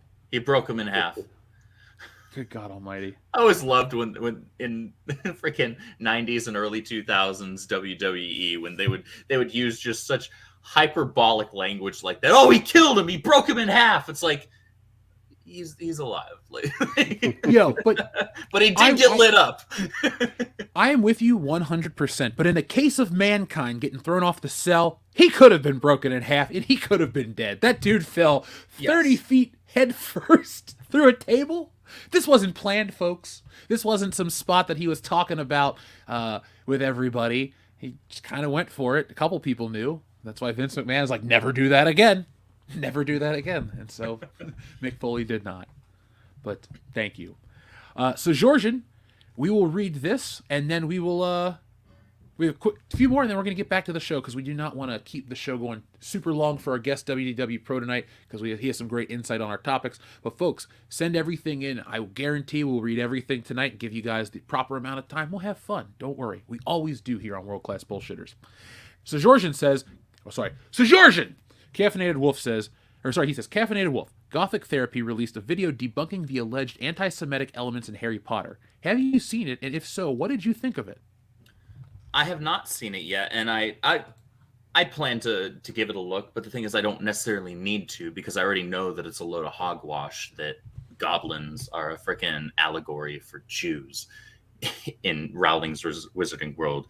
This is not a new claim. This is a claim that's already been debunked a million times over, and because these seething, spiteful, miserable losers, with emphasis on losers, because they have lost, are so upset and they're trying to cope in any which way that they can over this game being the immense success that it is. They're digging back into like 2015 for this one and trying to use this as a gotcha. Like, oh, but she's an anti-Semite, so she's absolutely a Yahtzee. And it's like, no, that's not a thing. Sorry. Like you chose to interpret something that was completely innocent into something anti-Semitic, and then therefore she's anti-Semitic. Like that's not how it works. That actually says a lot more about you than it does about us. Exactly. Or Rowling. Like, if you think that goblins in Harry Potter are Jews, or you see Jews when you look at those goblins, that's a you problem. If you look at orcs in D&D or World of Warcraft and you see black people, I'm sorry, that's a you problem, and it's kind of racist. Exactly. Look, I played Warcraft was a really big franchise I was into when I was growing up, and not once I played Warcraft, played all of them, 1, 2, 3, World of Warcraft for a little while, and also I love Lord of the Rings. Watched those, especially when the live action movies came out. Not once in all those years did I ever think that orcs are black people. Not once did it ever even remotely enter my mind until these weirdos came in and just insisted that was the case. Are you sure you watched the right movie, the right property? Because that's all I could see is the fucking races of these characters. It's like, you know how in the Matrix they talk about not being able to see the code anymore, they just see what it's supposed to be. That's me, man. Whenever I saw those movies, I wasn't able to see the orcs or the fantasy characters that Tolkien wrote. I was only able to see his institutionalized racism on the screen. It's like, this man is clearly it's so dumb. People are stretching, dude. Mr. Fantastic can't even reach that fucking far, and I'm tired of it. Like, we're trying to have a conversation about every goddamn thing. Sometimes a spade is a spade, just call it as is and leave it alone. There's no deeper meaning. Like, for fuck's sake, if somebody came up to me and was like, yeah, and stealing Solo, blah, blah, blah, the deeper meaning, this and that. I'm like, no. It is what it is. And that's the nice part about being a creative person. You make something, it is what it is. I wish some of these other people had the nerve to say, no, this is what it means, this is what it represents. I get it. People like to keep things open to interpretation to make them special for each viewer. But at the end of the day, we're really just kind of spinning our wheels and having ourselves go nowhere. And these situations like Hogwarts and everything else just go to show us that. And it's stupid. And that's, I think they're watching Lord of the Rings Friday and Lord of the Rings Friday After Next. That's where they got the idea from. Different Lord of the Rings trilogy. You guys are saying that when the orcs in Warcraft 2 say Zug Zug, that is not a statement on intersectional racism in modern society? Surprisingly. Never got that once, no. Huh. Wow. I must not be as up on reading comprehension as other people. I'd like to apologize on my behalf. They're just creatively divisive. They're very clever in the ways that they find wrongfulness in the world. And they clearly don't have enough wrongfulness in their own lives. That's the only thing I can come up with. Well, they want to be heroes. They want to be the heroes of their own story, but there's no dragon to slay because most of this shit was actually sorted out in the 90s and the early aughts. They want to be heroes for free. Instead, they have to freaking fabricate. And if they were to face the real dragons, that would be They hard. couldn't stand it. We've seen that if they actually have to face actual dragons, they run away screaming. Well, for all of their dragon. flippant use of the N word, the Yahtzee word specifically, like they would not have been able to handle World War II. No, they would. No, they would literally be shaking, and they would they'd just stand there. They could get shot or something. I don't know. Yeah, they wouldn't know what to do with themselves. It's well, really I mean, if we were to be in a major confrontation like that, I mean, I'm really concerned because I don't see that this young generation that would be involved in it, I don't see that they could withstand it. I don't see that they would. They don't have do what the was stones, necessary. the gumption, No. They don't have the resilience. They think words are violence. Are you serious? Easy times make weak men. Yeah, what the hell's gonna happen when there are actual bomb threats? Imagine they're like assaulting the beach in Normandy, and then the Nazis don't even fire back. They just throw insults and misgender them, and it's like the guards on the tower in Monty Python and the Holy Grail. Like they run away from that. They can't storm the beaches of Starbucks. I mean, that's yeah, they cry if somebody dared to put freaking How dare you ask me for my name on the cup? That is titling me in a way that I don't appreciate, okay? I'm not bound to a title that you would dare put onto my beverage. Oh my gosh. You do that too well. That did me a disturbance. That'd be a hilarious comic though, like a short one, like a short comedy comic. SJW in a Yahtzee concentration camp, and then trying to push all their politics or whatever. Excuse me, I was put into the bunk with the men. Obviously, non-binary. I identify as a woman. That'd be hilarious. Like they're trying to push all this nonsense, and the Yahtzee just not having it. The fact of the matter is, the actual Yahtzees would have just, killed you at that point, because they literally killed the disabled, and they would have considered that stupidity a mental instability and killed your ass. That's how the comic ends. Oops, we spoiled it. LitDev, if you ever want to write it under a pen name, I'll draw it under a pen name with a foreign style, and we'll just, have a dark ending. The SJW is the only one that survives until the very end. Oh no!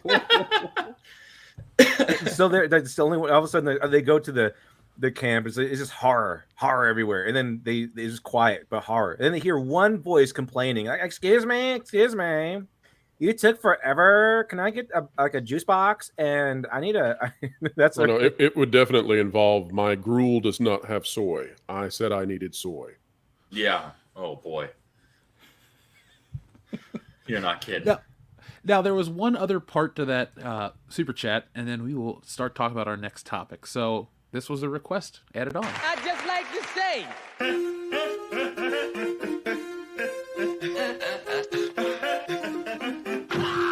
Jesus. And because I'm feeling generous, let's do part 2. Hey, what's that music from? Man, that's a really nice clip that you got there. I like that. Both of them, man, they're really good. Holy shit! All right. Axel, you're back. So is Beverly Hills Cop 4 going to be good? Well, let's hope so.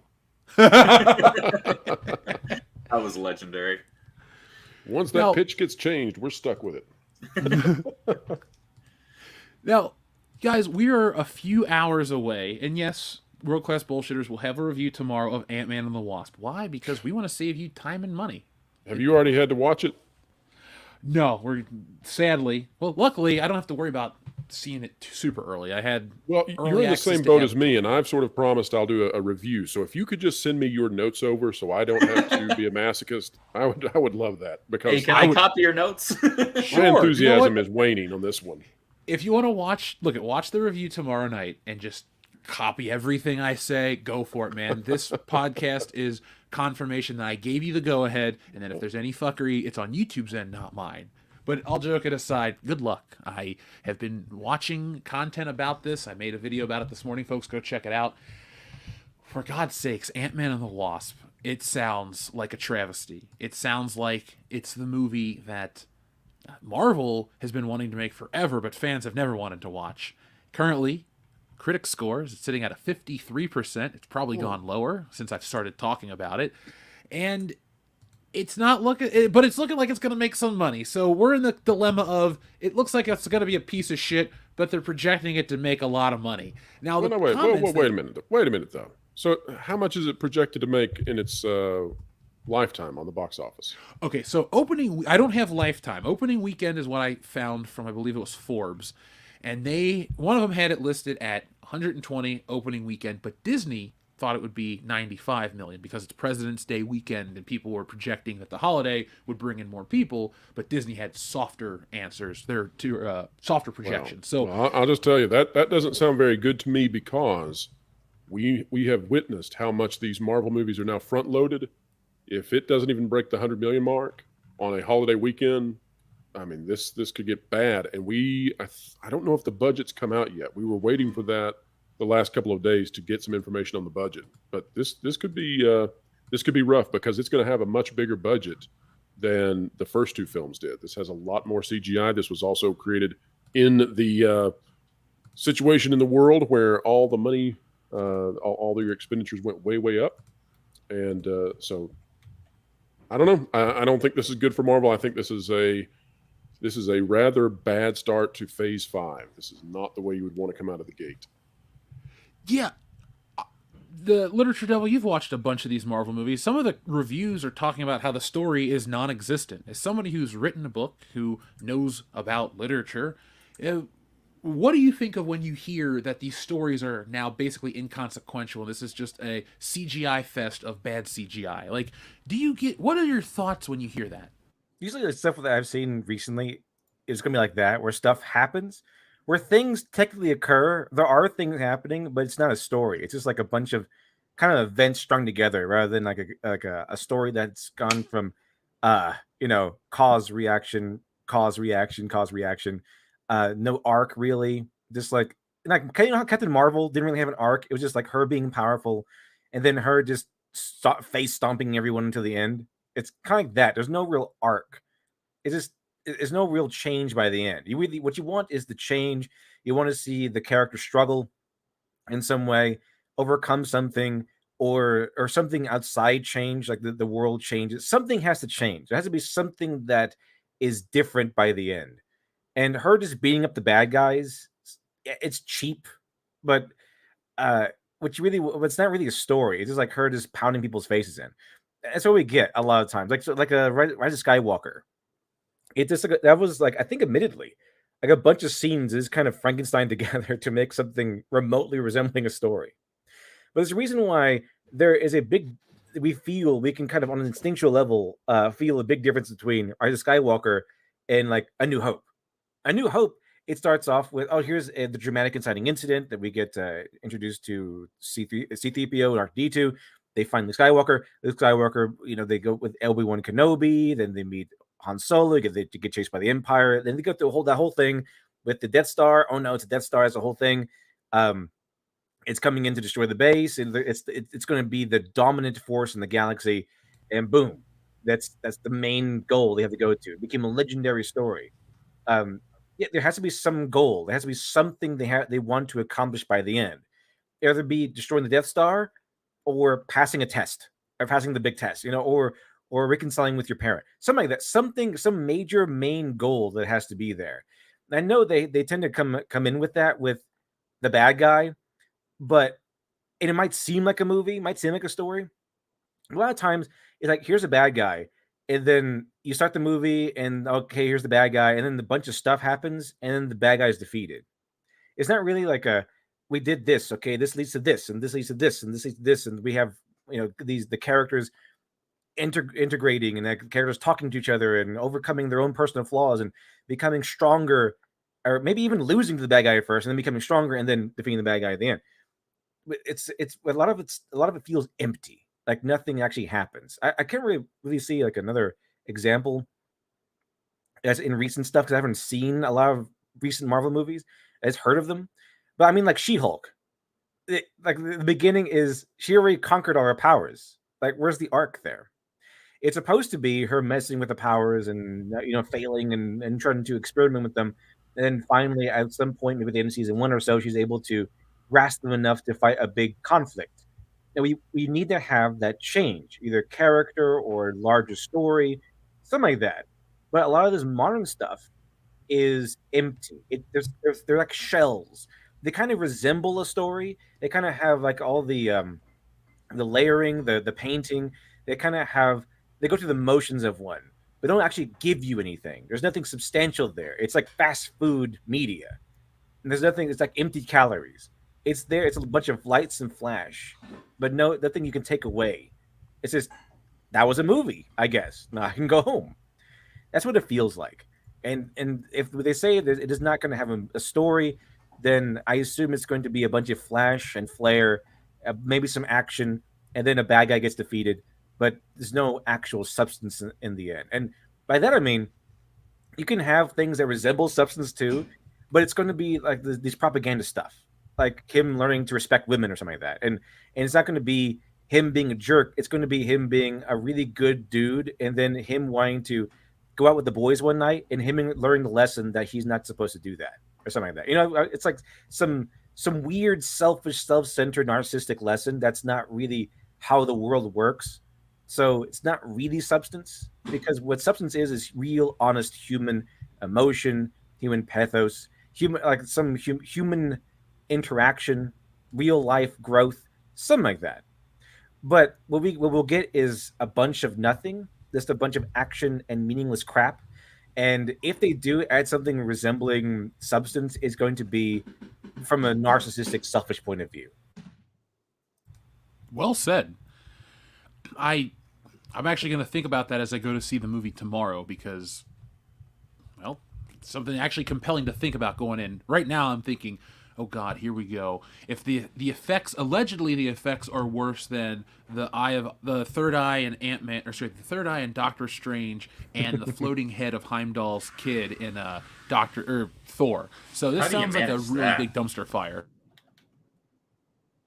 That's almost an accomplishment.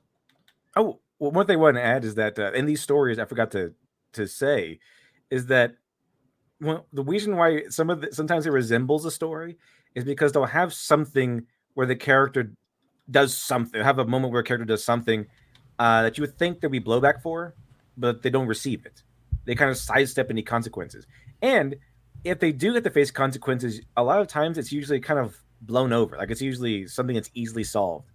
And it comes in at the end, this is the consequences for your earlier actions. And they kind of just beat them up without breaking a sweat, or just gets resolved off screen. If it's brought up at all. And also, there's the whole thing of what was it? So it's either the actions they don't get conflict for, they don't get blowback for, or things they overcome easily. Those are usually how it goes. And also, there is a pattern of writing in which the character might have to suffer consequences, but for someone else's actions. So it can't be them. It can't be them who's in the wrong. So it's always sidestep. That's a good point. Now, WDW Pro, you talked about the lack of $100 million opening is concerning for Ant-Man and the Wasp in the long term. Let's play a game for a second. Let's say this movie woefully underperforms. Let's say it does something like $75 million opening weekend, really fails to connect with the audience and just kind of limps along and dies. Is that going to be more of a concern? Do you think Disney will be thinking, oh, this is more of an Ant-Man problem or more of an MCU problem? I think Disney is more aware than we give them credit of just how bad the situation is. If you look at Marvel, up until about 2019, it was a leading force in the culture, and it had really captured the zeitgeist of people's attention. Everybody wanted to go see Endgame and see what happened. People were even willing to go see Captain Marvel just because they thought that there might be a clue as to how the culmination was going to turn out. Since then, we have seen a steady diminishing of attendance for each of these movies. Now, that is greatly hidden by the fact that inflation is high and theatrical movie tickets are actually outpacing normal inflation. So they're rising in price faster than inflation is rising, which is really something to say, considering that we haven't seen this kind of inflation since the 70s. So when we look at stuff like Black Panther Wakanda Forever and see that about 40 to 50% of the same people came back to watch that sequel versus the original, Disney knows that. When we look at the Nielsen top properties and all of the subcategories for 2022, and there's not a single Marvel series or movie in those top 15s of any category, and there's not a single Star Wars.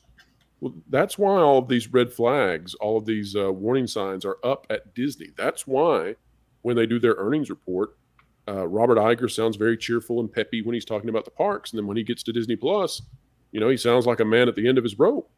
It's because they really have poisoned their studios. And it's not as if you can just produce great stuff because you wish to do so. You have to have geniuses.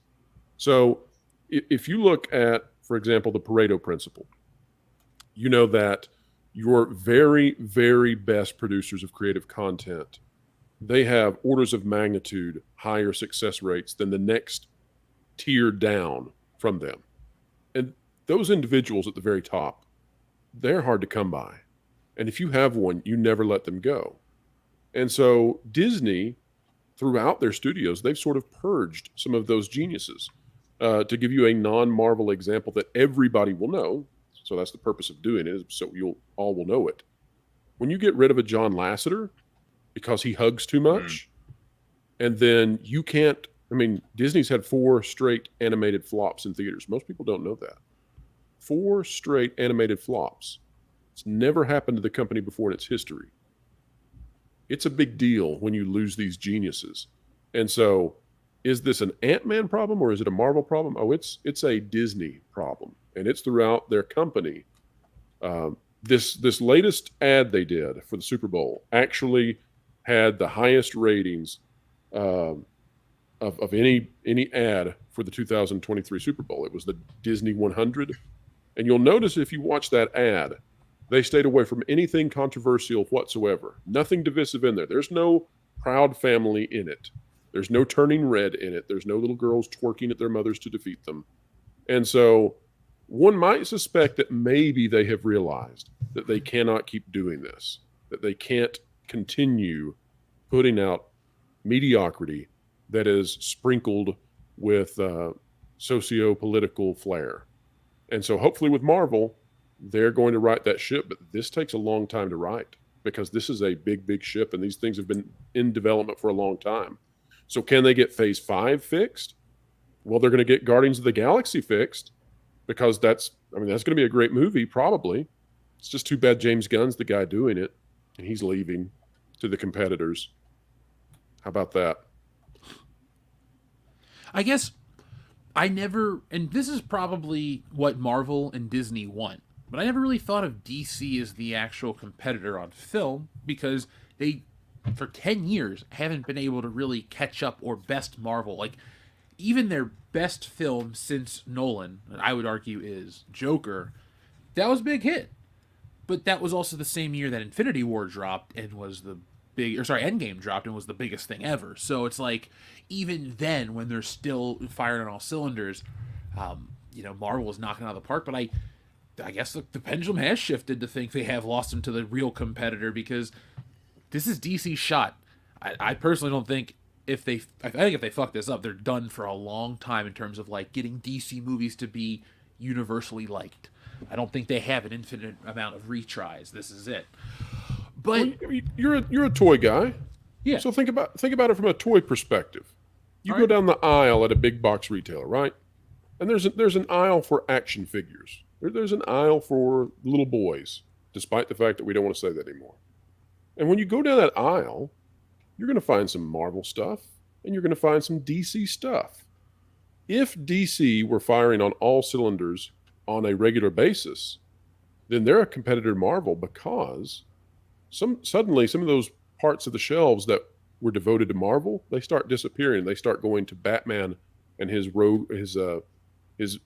villains that he has. It starts going to Superman stuff that you haven't seen in forever. It starts going to all of these other characters that you don't really hear about because, well, DC's basically 2 characters when it comes to toys lately. Maybe there's a little bit of Wonder Woman, but not really. And so that's what would be the biggest threat to Marvel. Not necessarily that they would go head to head on a single weekend, DC versus Marvel, and see who comes out on top, but rather it's all this other stuff. It's all the third party stuff. It's all, it's where do you want to go? Do you want to go see the DC stuff in one of the theme parks, or do you want to go to Disney to see Marvel stuff? Which, Disney doesn't even have that because of the Mississippi issue they have with Marvel depictions east of the Mississippi versus west of the Mississippi. But you get the idea. There's all kinds of secondary and tertiary markets out there where these compete head to head, even if not in the box office directly.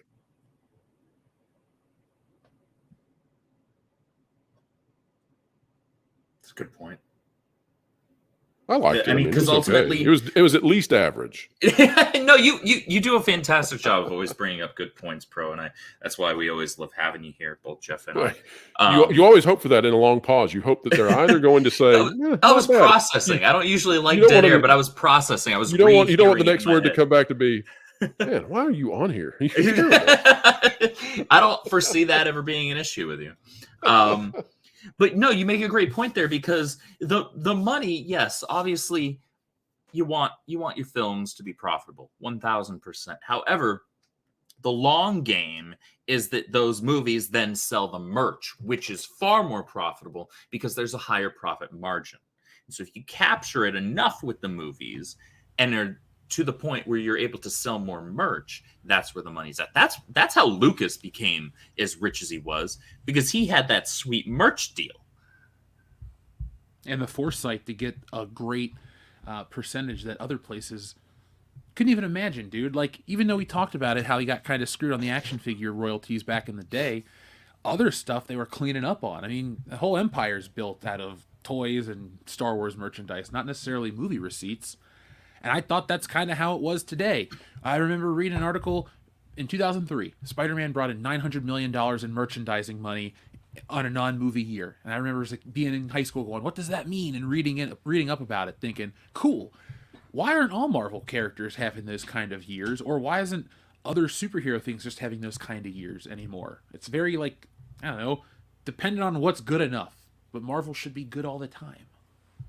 Exactly. You want to always be in the eye of the cultural zeitgeist. You want to be always a persistent and constant presence. And that's why I think Pro and Valiant and myself and Mary, when we were having the talk about, Warner looking to kind of like refresh and reboot the Harry Potter franchise to get it back in the public eye more. That's the big financial move right there. And it's because it makes money. And Marvel and DC right now, like, their merch, it's not like the merch is dead in the water, but there isn't the excitement for it outside of like hardcore collectors that will see a piece and they're like, okay, yeah, I want that piece, right? I'm not going into Target or Walmart or anywhere else, multiple times every month and looking for whatever the new drops were. I'm just watching websites that will announce what the new drops are, and there might be like one a quarter at most. Dude, on the collecting front, things are bullshit. Like, I want to buy Marvel stuff or superhero figures or whatever looks cool, but Hasbro's stroking you on price. The selection's garbage. The character choices are garbage. And the quality's gone down. Yeah, like, I don't think people understand. I know people think, oh, you guys cover content because, whatever, you get your clicks.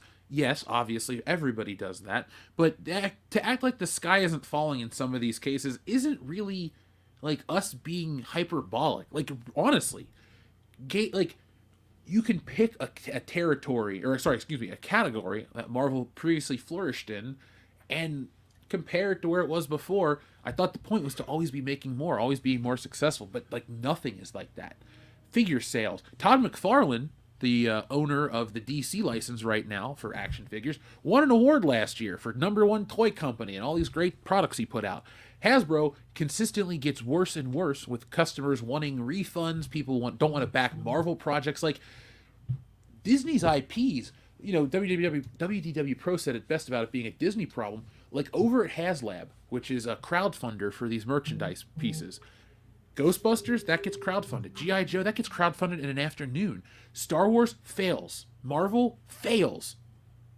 That never happened before. Like, other properties that didn't work, Sesame Street, because nobody wanted the full-size Cookie Monster. Okay, that was a weird piece to put out at a weird time. Understood. But literally every other thing they put out, it's coming out, it's moving. The starships, fucking Jabba the Hutt's Katana, his sailing barge, that's sold. The Razor Crest, that's sold.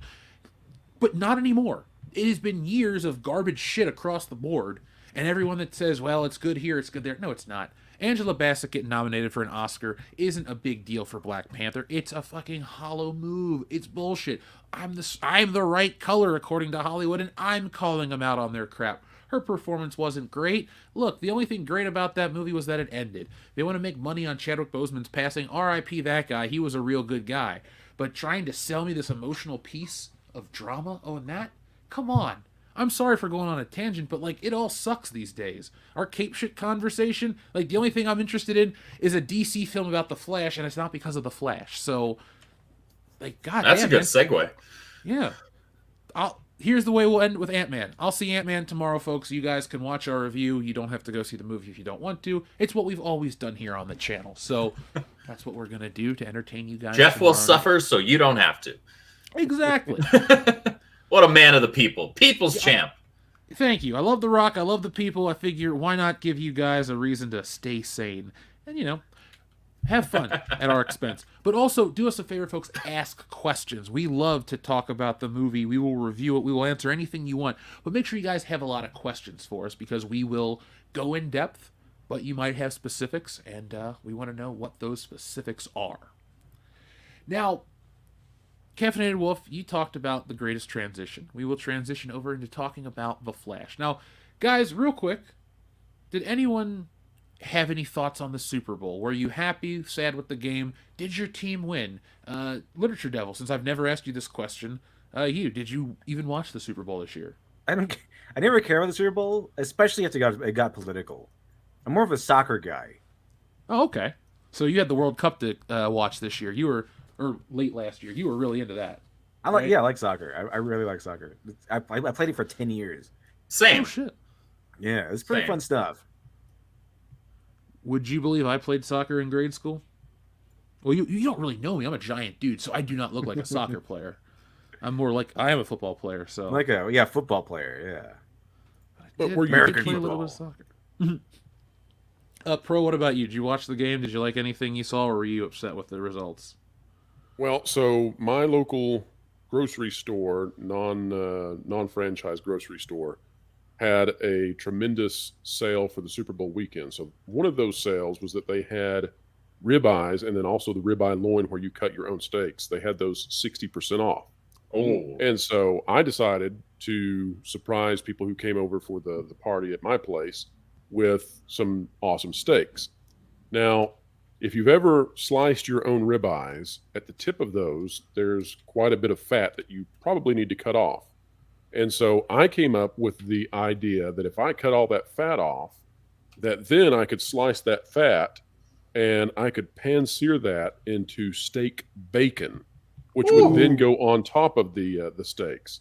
And so other than the terrible halftime show, the thing that I remember from the Super Bowl is that I had too much steak, and I had a steak hangover the next day where I just didn't feel right. And I thought, it was delicious, and that rendered fat on the steak was really good. But I probably cut some years off my life with it. So let's not do that again.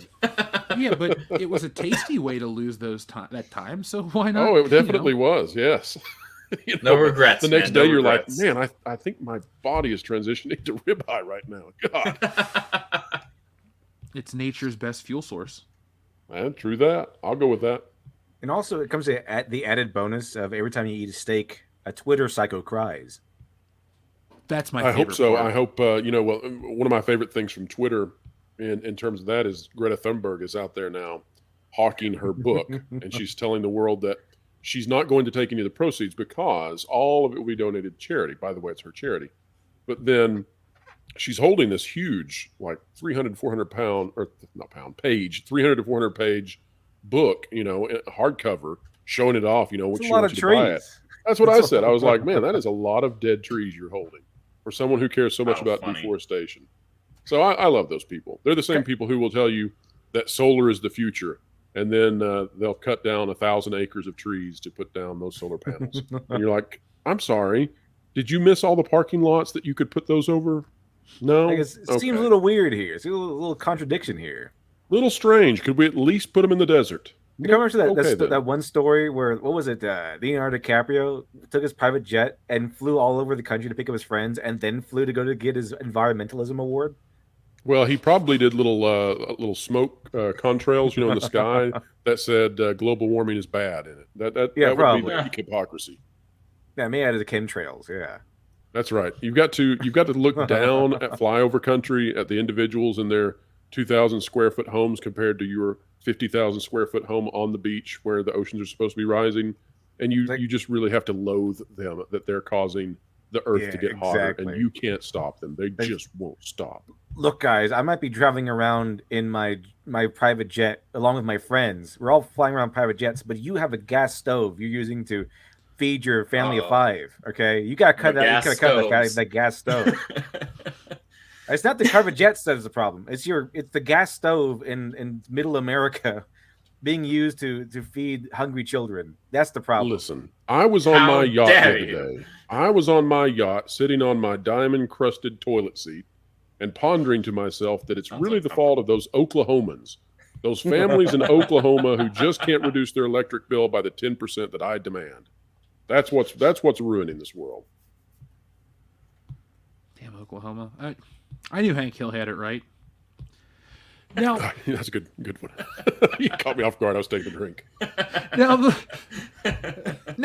thing about the Super Bowl that's relative to this channel, we're a geek culture channel, is the trailers. So this year we had a couple trailers drop, none that were amazing, but one that was notable because, well, the return of an old childhood friend has happened. Batman is back. Michael Keaton Batman is back. No, he's not getting his own film. He's stuck in this movie called The Flash that most people will go see Batman, but I digress. Now, guys, this trailer during the Super Bowl halftime, or during the Super Bowl in general, this halftime trailer felt like a Batman trailer. I did not get the Flash vibes. I went, holy shit, Ben Affleck Batman, Michael Keaton Batman, and a little bit of Ezra Miller. This could be Batman okay. No Way Home. Batman, exactly. That's what Warner Brothers is trying to cash in on. They're trying to cash in on a Spider-Man No Way Home money. So we all agree that we got that vibe. Did you like what you saw from the Flash trailer? We'll start with you, Literature Devil. The Flash trailer? I skipped that too. Skipped that trailer too. I just know a couple of clips. I've seen the section with Michael Keaton Batman, and that's the only part I saw. That's the only part I care about. That's the only part I was interested in, so it's like the only part I watched. Because someone clipped it out, I think. And I was like, oh, that's pretty cool. So I watched that clip. But in fact, the trailer came up on some YouTube ads, and then I skipped it. Like I closed the video so I didn't have to watch it. I'm not interested. Because I don't care at all. I actively will avoid it. I don't even want to see Michael Keaton Batman. I just want to see him as Batman, and then I don't want to see him in the movie. I can't wait to see what kind of cringe he's going to be spewing at us, but how they're going to ruin him. But he'll die. He'd probably die. He'd probably leave it to Batwoman or something like that, and he'd probably talk to us about environmentalism and how white men are bad. But so I skipped it. I just wanted to see him in the costume. I thought that was kind of cool. Like I'm already done. I don't have to pay for the ticket at all. I'm not going to go see this thing. So. I skipped most of the trailer. I just watched that one section where you get to see Michael Keaton as Batman, which is pretty cool. It was pretty cool. Pro, what about you? So we saw more of Ezra Miller than I was anticipating they would show in the trailer. That's quite the gambit anytime you go with Ezra Miller. Probably should have thought of that when they were initially hiring people. Also, probably should have thought of hiring somebody who can physically run. It seems like a good prerequisite for the job. Yeah, it looks so weird when he runs. Like it's unnatural. Yeah. As a former varsity and cross country runner and varsity cross country and track runner, so I did both distance and I did sprinting, I look at whatever the fuck it is that he's doing up on that screen and I'm like, that's not running. I don't know what you're doing right now. What are you doing right now? It's like he's never run before in his life. It's like hiring a 130-pound Superman. It's just not going to work. But I thought the most surprising thing to me about it was not the Batman stuff. We knew that was going to be the tag that they attempted to use to pull crowds in because honestly, nobody's going to the dangling nostalgia keys. But given how long this has been in development, I mean, this has been forever. This is like Indy 5 levels of development. And the CGI is Injustice levels. This is video game level CGI. That was really shocking to me that they haven't had the wherewithal to clean that up or the budget to clean it up. It didn't look good. And the Supergirl, I guess, man, that looked weird. That just didn't look right. She did not look right flying. No. Yeah. It looks like something you'd see on a PS5. Not a good look, but who knows? We'll see how this goes. It would have to break. It's got to do like Avatar levels of money for them to bring back Ezra Miller, though. I think this is a one and done. Well, I don't want Andrew. them to bring back Ezra Miller. Amen. So the trailer. So some shoddy CGI aside, I think as far as the shots go for the trailer looked fine. However, then yes, if we're talking about how some of the CGI looked, it did not look blended at all. It very much stuck out. I prefer when CGI is blended well to where it's much harder to tell that it's CGI. Like intrinsically, yeah, that's CGI, but they're selling it pretty well, and there have been plenty of examples in movies that do that very well. I have said this a million times. I'll continue to say it. I don't know who Ezra Miller is supposed to be playing on the screen. I'm a Flash fanatic. I don't recognize the character, not just Ezra in how Miller, he looks. Ezra Miller doesn't know who Ezra Miller is playing in real life. So. That's probably true as well. That is fair. But not just in how the character looks or how the character runs or not runs, whatever you want to call that, but the characterization of what's told to us as Barry Allen. That's not Barry Allen. That's as much Barry Allen as Luke was in TLJ. All right. So to put that into perspective, I think the general consensus here that we can all agree on is the best parts about that trailer were anything that didn't involve Ezra Miller or not Supergirl. And I say not Supergirl because that's not Supergirl. And that Supergirl they're utilizing as just like a gender flipped Man of Steel slip in. They've got Zod in there. They're doing scenes from the Man of Steel movie. It's like, look, I saw that movie already. I didn't like it. I don't need to see it, but with a gender flipped super character. No, thank you. I'm good. Seeing Keaton in the suit was cool, though. I'll give him that much. Like, seeing Keaton in the suit was cool.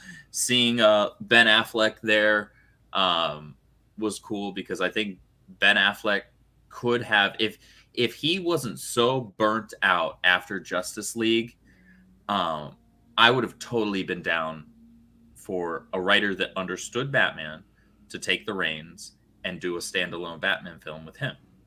And I think he could have pulled it off extremely well. However, that's not what we got.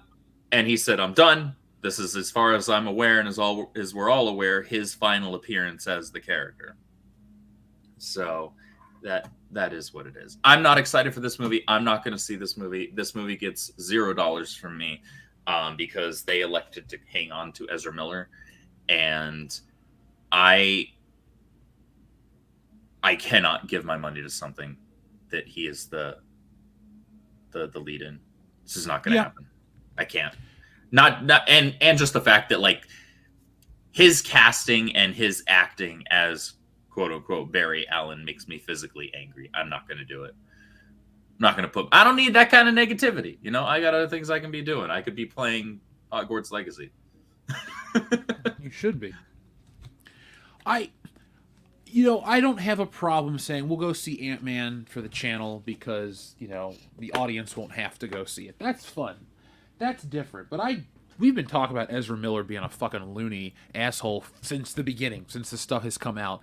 And yeah, it's hard for me to want to pay money to see a movie that a guy that got away with the shit he did and got a slap on the wrist because of certain views or beliefs or whatever. He's protected. He has certain protections on him. I don't want to support the Flash movie, and I don't really plan on talking too much about it. I just wanted to draw everyone's attention to the video. Like, this is going to be marketed as a Batman movie, which is interesting because two Batmen, all right, that's awesome. I like Ben Affleck as Batman. One of the greatest missed opportunities in comic book history will be Ben Affleck Batman. We got a little taste. It was damn good what we got, but it wasn't enough. And that's why we'll always want more, because it was never enough. This wasn't, who overstayed their welcome as Batman? George Clooney. He overstayed his welcome as Batman, but I digress. But yeah, for one film. For one film, it was too fucking much. And if we ever get into this Into the Batverse shit, and they're like, we're going to bring back George Clooney and Val Kilmer. It's like, look, Val Kilmer, sure, why not? He wasn't the worst Batman. People give him a lot of shit, unjustly so. I like Batman Forever. I do too. It's not my favorite Batman. It's my third favorite Batman movie. But, Oh, I didn't tell you this, man, but my viewing of Begins reaffirmed it that that's my favorite Batman film. I love 89. Michael Keaton's my go-to. Batman Begins just feels like a more complete film, and I'm on board with it more. Hell yeah. Sorry, Dark Knight, you're not even in my top. I guess you're my fourth favorite. But, Pro, with your insight to how things have been going and working, do you think that Michael Keaton nostalgia is enough to save this movie and add value to the end of the Snyderverse? No. Unfortunately, I think Keaton is actually a little bit older than what would be necessary to pull back in the nostalgia berry, the member berries.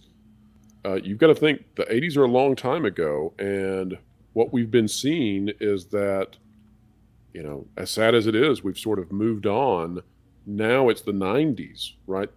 Bringing back stuff from the 90s is what drives crowds, because a lot of those people who were young adults in the 80s, they're kind of tired of it.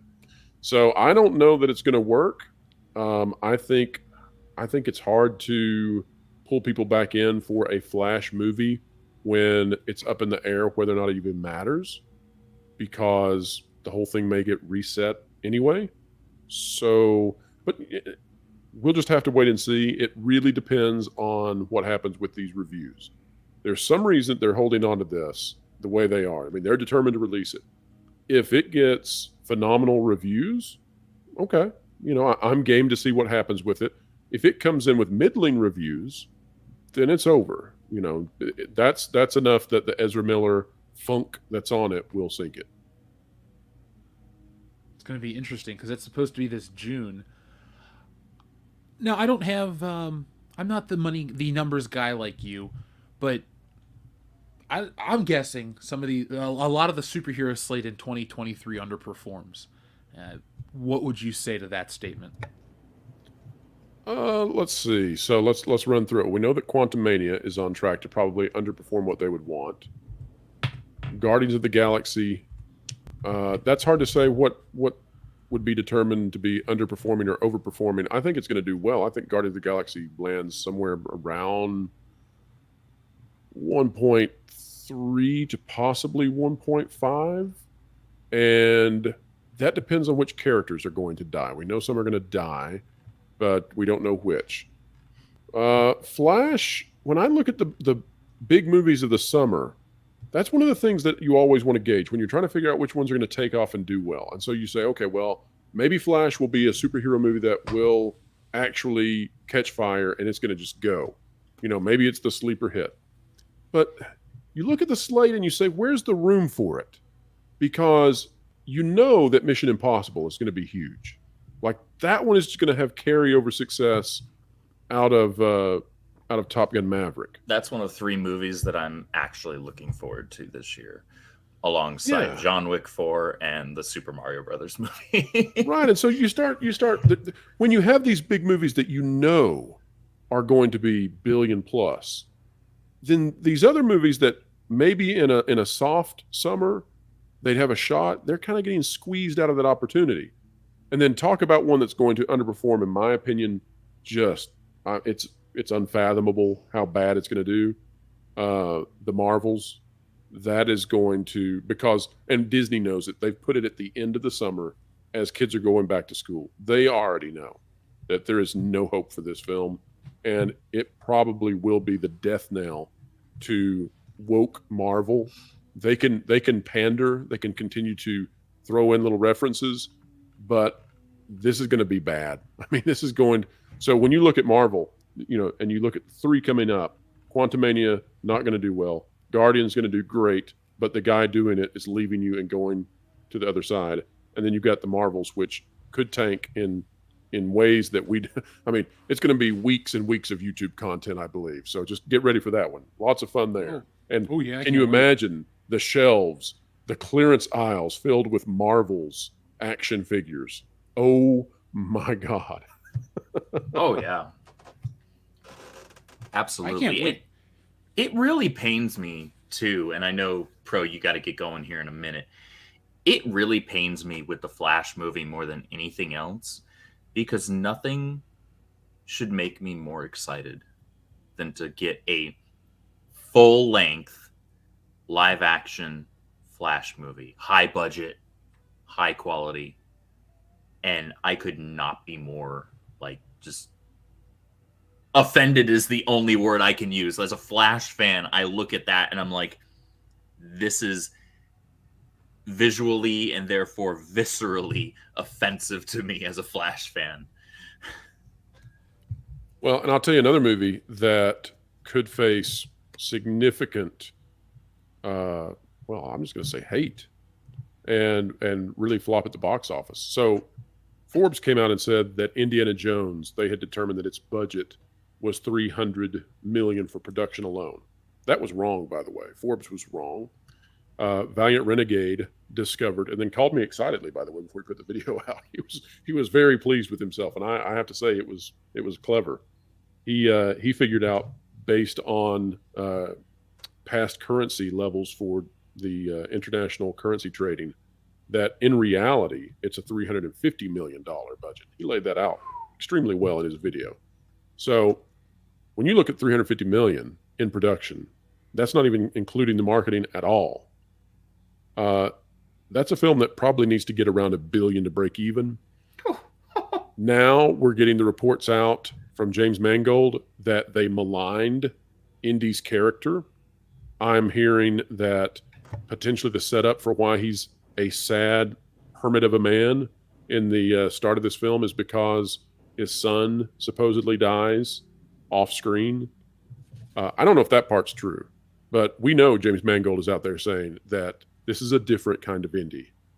And those are words you never want to hear as a fan of anything. You never want to hear, this is a different kind of this thing. No, I don't want your version of this thing. I want the thing. Right. So this is Jake Skywalker has become Jake Jones. Watch out. Oh boy. If that's what they do, this will be the chance for Last Jedi haters, and they're the majority by far. This will be the chance for them to finally get their say, and I can't imagine how bad that movie will do if they bring out a sad, old, pathetic Indiana Jones that needs to be rescued by a woman. I just can't imagine the backlash that will happen. So what you're saying is that by all accounts and reports that we have thus far, that trailer that we got, that some people, not all, but some people were like, all right, the trailer, however the movie ends up being, the trailer was kind of fun. I wasn't one of those people because, as far as I'm aware, there are only 3 Indiana Jones movies. And that's all there needs to be ever in the history of ever. But the trailer was like a bait and switch.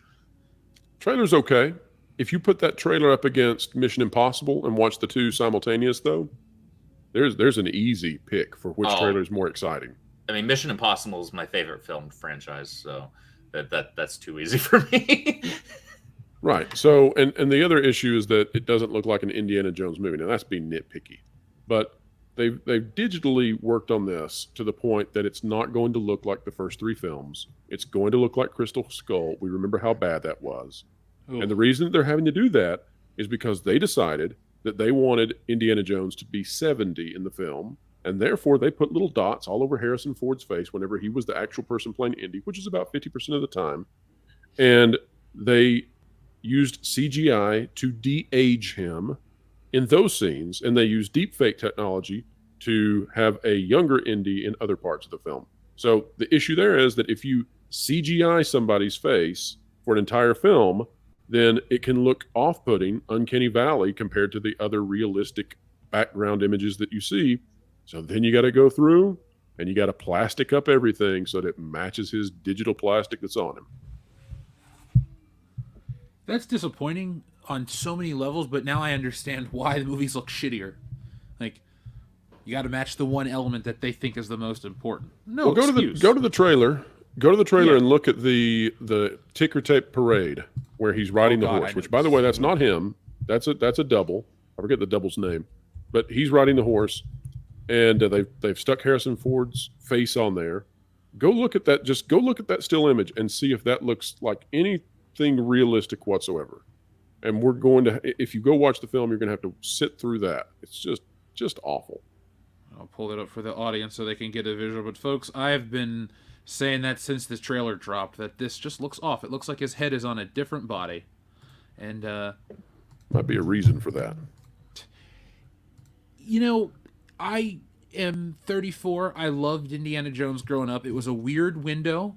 I liked Indiana Jones when there was nothing Indiana Jones coming out. It was, you had some books, a couple video games, no toys. It was an interesting time to be an Indiana Jones fan.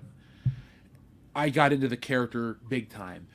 I don't like what they're doing. Plus, Indiana Jones doesn't fit. I saw an article today talking about, you know, how does Indiana Jones stack up to your favorite Marvel characters? Like, they are fucked to think that this character is going to resonate with the younger audience, because the character didn't resonate with the younger audience 15 years ago or 17 years ago.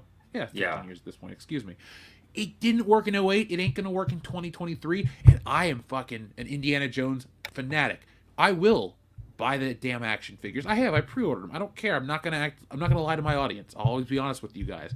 But this movie represents a lot of bad shit. I hope it's another Last Jedi. It's going to be great for the channel. It's going to be great for content. It's going to be terrible for my heart. My blood pressure is going to go through the roof. I love Indiana Jones way more than I liked any character in Star Wars outside of Han Solo. And I knew he was going to die. But he got bent over and gone in dry on South Park. We'll probably get that again here. Yeah, well, you know, early on in the writing of this movie, they had, I was watching that to see if there was a good point where we could see it. But anyway, the one I'm talking about is from the TV trailer that came out for the Super Bowl. But anyway, I'll go to that one. Okay. Yeah, so the early on, I was told that they were looking at doing, because they were trying to figure out, what do you do? You know, he's 79 years old. How do you do an action film? And so, you know, this has been rewritten several times. Yeah, that one right there. Go back where you're looking down the street and just look how bad it is. It's really bad. But anyway, so originally one of the ideas they had was they could do the Fountain of Youth. That could be the MacGuffin, right? You could have water from the Fountain of Youth. Then you could have a young Indy for huge chunks of the film. Harrison Ford still gets to play him. He gets to choose to be old at the end, like he accepts his destiny. Cool. And you know, this thing's been through so much development now. And now we have the Dial of Destiny. Yeah, you've got it on a good spot too there. Look at all that. It looks really realistic, doesn't it? Looks like you're going to Hogwarts. I'd rather go to Hogwarts. Yeah, exactly. And you know how bad we know this looks is because we've seen the images leaked out from when they were on that hill, and we know what it actually looked like versus what's been done to it. Oh my gosh, totally different. So anyway. Whoa, this shot right here. What is this? Well, I know what it is. It's a composite of old Indiana Jones footage. You know what? I'm going to call that's a fucking clip from Temple of Doom. That's old unused footage from Temple of Doom. Because Harrison Ford was a little looked different in that movie. But like, George Lucas is not involved with this. So let me just phrase it like this. He has helped create a digital world that has really been great and really brought a lot of wonderful things to film that couldn't be brought before. This is the flip side of the coin to everything good that Lucas and company brought at ILM and the advancements in digital technology. This is Frankenstein's monster. This isn't a movie. This is a fucking computerized gamble. If what Disney has done is basically the orcs to Lucas's elves. Because the orcs were a bastardization of the elves. Sorry, I was in Warcraft orcs there for a minute. My apologies. No, Lord of the Rings, Tolkien. Righto. Sorry then. No, but this movie's gonna be a stinker of a film. I always sound like an asshole if I say, "Oh, I hope it fails." No, I don't. Whatever happens, happens. I hope the pieces fall where they do. But I will be very interested to be covering this film if it does not perform well. And I don't think it'll perform well. I think Indiana Jones is a relic of an era that's slightly even before mine. And if adventure had a name, it used to be Indiana Jones. But adventure movies these days, it's weird. Like, Indiana Jones sucks these days. And then the movies that are trying to be old Indiana Jones suck. It's like, really, that genre... What from that genre still works these days? Is there a great adventure franchise anymore? Because it's all action adventure these days. That's because now we've had to make everything be so complicated that you can't have... Oh, that's what I'm talking about. this looks so bad when they do the ticker tape parade down there. You can tell the buildings are CGI. It's so bad. Look past where it gets to the point where they're no longer real, where it's just CGI New York. That looks so bad. Yeah, I wonder what the plate. Yeah, because they probably went some corner. They fucking could have gone to the Universal lot. Who knows? And shot it there, and then just blue screened the rest in. Well, this is out of Glasgow. Oh, let me say it right, because I actually said I called it Glasgow, Scotland, and I was corrected, and I can do a Scottish accent. And I thought, well, actually that would be Glasgow, Scotland. Hey, it's where they shot it. So they did that because there's some buildings there that look very much like New York. But this is just. It is what it is, but that genre is ripe to have a refresh. Somebody will do it right. But in today's time, we're going to have to get past the point where we all have to wonder, is it okay to go raid an ancient tomb? Is that okay? You really shouldn't take those things anymore. That's actually not ethical. I think the new way is to they want to steal from the museums and give them back to the places. That would be that's the next one. Now steal from the museums. That's legitimately what they want to do. Like, I've heard that actually proposed. They want to steal from the museums and put it back in the temples and stuff. Which leave them there and have them be lost to time. I guess have them. I love that because the same people who want to do that's based on some sort of morality where you put stock into the idea that humans have dignity and therefore 2,000-year-old humans who have passed away should have their stuff given back to them, and those same people are the same ones who will say there is no morality. Like, come on, pick one. Which one? The world's a broken, stupid place. Time. So I'll tell you what I've taken away from being here today with you guys. I realized that in my inner voice that I still do the Warcraft 2 characters, little sound bites. So like when somebody tells me to do something, like when my wife tells me I need to do something, right, in my head I go, righto, right away, yes, me work. That's good. That's good. So that's what I realized while I was doing that. I thought, actually, these play in my head still to this day. I don't know. You guys may not remember this. Another thing that still plays in my head, this may be before you guys, but there used to be these bumpers on ABC between the cartoons, and there was little claymation people, and it would be like, after these messages, we'll be right back. Those still play in my head as well. So why, I don't know, but that stuck. And that fire hydrant that splashed the dog, that was a little too much for little me. I loved those interstitials. Dude, any claymation like ad or interstitial, like from the HBO opening to those Disney Channel ones to after these messages will be right back, those always stuck with me because they were so weird and different looking, but I loved them. Yeah, because they farmed them out to studios that could barely afford to do what they needed to do, and so then you get this indie looking stuff that didn't match the professionalism of everything else, but that was great. I loved it. That and the California raisins, but I'm really interested to see how 90s nostalgia pays off versus 80s nostalgia, because let's be honest, 80s nostalgia lasted for 20 years. Like, well, the 80s were great, so I'm not disputing it. I love the 80s. I'm a product of the 80s. My favorite movies, songs, everything comes from that decade. But from about the year 2002, like 80s nostalgia hit right as that decade turned 20 years old, and then it got cool to like 80s shit, and then it got became part of the culture again, and then we started to riff off 80s culture and grow and expound upon it, and now it's kind of over. But like, I don't think the 90s will go the same route. I don't think we can go the same route.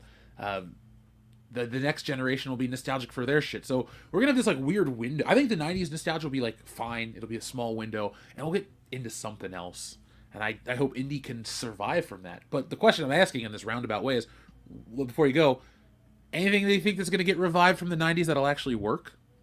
I don't know. I'm just left asking, is there anything like 20 years from now? Is it going to come in for like 2015, 16, 2020? Like, what's going to be nostalgic then? The reboot of something else that came way before? Oh, I'm nostalgic over the reboot of Star Wars from 2015 or something, or 2020. I'm nostalgic over the reboot of that franchise, the reboot of that franchise, the reboot of that franchise. Really, the only thing that's it's like John Wick will come back in 20 years, maybe. But good. But everything else is like, it's everything else today is driving everything. And so much of it is just stuff that's been made already. It's just been reboots and reimaginings. That thing really original was really top the shelf. It's always been, even the Marvel movies that has reigned supreme for the last 10 years. They're fun. Well, they used to be, but they're still made off of characters and storylines that have already been made from decades prior. So I'm just curious, what's going to be nostalgic about from this time? I remember that time we used to destroy each other because we used the wrong pronouns. Oh yeah, I remember that. Remember that time Biden destroyed America? Oh yeah. Remember that thing that used to be America? Like, what's going to be nostalgic at this time? Remember when we were shooting down Chinese balloons like they were gender reveal parties all over the continent? That always caught fire for some reason. Shit. Well, so from the 90s, you know, there's already been quite a few things that have come back. They've somewhat brought back Fresh Prince. They brought back Full House. So there's been some stuff. I think there's been some little attempts to do some of the Nicktoons, like Hey Arnold, and what was the other one? Rocko's Modern Life. They brought that back. Seems like there was another one too. Yeah, but Rocko's Modern Life, it began as Rocko and his friends coming back to our world from the 90s. Yeah, it wasn't very good. It came out with that, and then it quickly became about Mr. Big Head's trans son. Yeah, it wasn't for the very rest good. of the episode. And then they've brought back Beavis and Butthead. You know, so if I'm thinking about stuff that I would like to see rebooted from the 90s and be good, I would like to see the original Teenage Mutant Ninja Turtles movie with today's technology. I would like to see guys in those kinds of suits with the dark sort of combination of the fun of the animated series originally with the dark comics brought together like they did there. I would like to see something like that brought back. I think it would stand starkly in contrast to the CGI that we have nowadays. I would like to see, you know, they did Full House. Bring Family Matters back. Let's see 45-year-old Steve Urkel. Yeah. I watched the shit out of that show growing up. I'll go with Grandpa Carl Winslow. I'd love that. Yeah, he's my TV dad on all those commercials now. I can't wait for that. It's like, hello, Urkel. Did you know that Black Lives Matter and that the white man is evil? Like they did with Proud Family, like all white fragility and you know. Oddly enough, isn't Proud Family the new Proud Family going with where the races shouldn't mix and stuff like that? Like they're chastising interracial marriage and stuff. Like what have they done to the show? Terrible. Like that's another one I steered away from because the original Proud Family was awesome. The original Proud Family was great. It had all kinds of great lessons about hard work and good morals, being a good friend. You know, that's what Penny Proud's the person who is always supposed to be good and responsible, and that's what it usually came out to. Even when she failed, she usually came out on top morally. She usually chose the right choice in the end, came to the right conclusion at the end, and she was respectful. Usually, she was respectful, did well in school, all that kind of stuff. So. And then you know they all got into different shenanigans, but usually came out with some wholesome lesson about hard work or something. Now it's just all about white man bad. Like okay, well, like all the other like black sitcoms and black shows that they're reviving, it all has to be. It can't be nice wholesome morals anymore. We can't have a nice Uncle Phil anymore. It all have to be shouting all this racial nonsense. Like there's other things to talk about. You don't have to be demonizing most of the country every episode. You can talk about something about hard work or, you know, just working hard or overcoming your own flaws. I don't know, something like that. Now, let's talk about that in a second, but Pro's got to get going. So, Pro, I'd like to thank you for joining us this evening. It's always a blast to have you on the channel. Is there anything you'd like to say to the audience before you got to get out of here? Well, you know, I'm going to plug my channel. You know, I got to be a little selfish and say, hey, everybody, go over there and check that thing out. Hit that subscribe button. But in all honesty, so last week I had so many exclusives, it was crazy, and I said I can't keep this up, and I didn't. Of course, it did slow down somewhat this week, but then a couple of days ago, I received a message from a whistleblower inside Disney, and so I put out a video today at 4:30 p.m. Eastern time. It's an actual interview with the whistleblower, longtime employee of Disney, and it is. Well, it's just amazing because they literally tell us about an Imagineer at a party, probably too much to drink, and this person just began telling how that Disney is destroying everything from the Splash Mountain attraction, shredding it, destroying it, whatever it takes, because according to them, it is I forget the phrasing now, but it's a moment in time where those things don't need to continue to exist. It's a sensitive topic. That's what they said. And so we do a full-on interview. I changed this person's voice. Of course, there's no cam going, but allowed them just to tell everything they knew. And it's awesome. I mean, it's not awesome in a good way, but it's awesome that, hey, Pro now, has had this channel going for a month and a half, and now I've got whistleblowers out of Disney showing up. I'm not sure the mouse is going to be happy with me for very long. But if you'd like to hear about it and hear what's taking place, it's rather crazy considering how many museums would love to have those pieces, those artifacts. You got to think Splash Mountain, where in every single park that it exists, it's one of the top 3, top 4 attractions that people love. And they're literally sending these things, these memories from your childhood through the shredder. And then this person was like exceedingly happy about it. And by the way, I know who it is. I've looked into this person. I'm never going to share that kind of stuff. That's, I don't do that. But this person, enjoyed.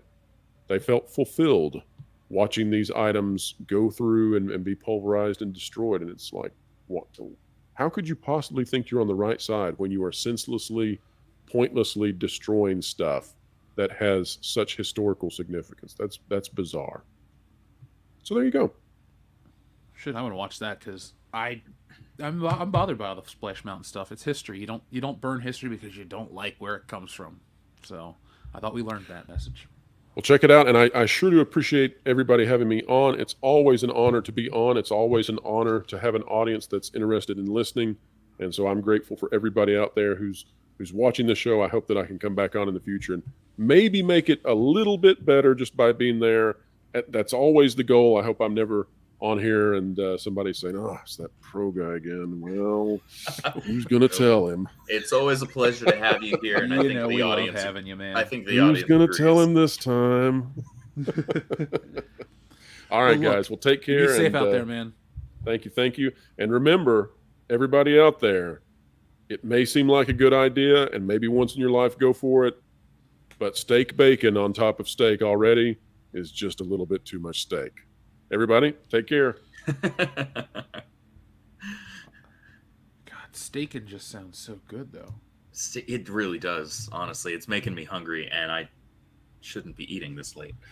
Well, I have dinner to still eat after the show, so, but it'll be kind of healthy, because it's salmon. That's a healthy dinner. Oh, right? there you go. I actually made salmon earlier this week with some sweet bourbon. Ooh, I do like to cook quite a bit, and I have a cast iron pan. So the other day, I was by myself. I'm like, all right, I'm going to make a piece of salmon because my mom likes to send me Omaha steaks as a gift, which is a great gift. So she sent me a seafood one. Yeah, dude, I got a freezer full of food. Hell yeah! Is she adopting? Shit! Oh god, dude, I got the best mom. Like seriously, she's like, oh honey, it's Easter, it's Valentine's Day. Have a gift card. Have this. Have that. Shit, dude. Over the course of like a year and a half, I had accrued like $250 to the Cheesecake Factory. I've been going there slowly over the course of a couple of months, just like, oh, there's still $90 left on this gift card. Great. So, yeah, she's great. I have no clue how I got on that tangent, but I digress. Anyway, whatever. Salmon. Long story short, I'm going to eat salmon tonight, and I'm excited. But let's check in with the audience in a moment. But no, I am really, God, I never thought of indie this way, and I'm just kind of, I can have Schadenfreude for all the Disney failures I want, but it is Indiana Jones at the end of the day, and that is a character I really do like, and it's just an inevitability at this point. There's nowhere to go but down. Like, I love Harrison Ford, but every interview I hear with him, it's like, let this guy go.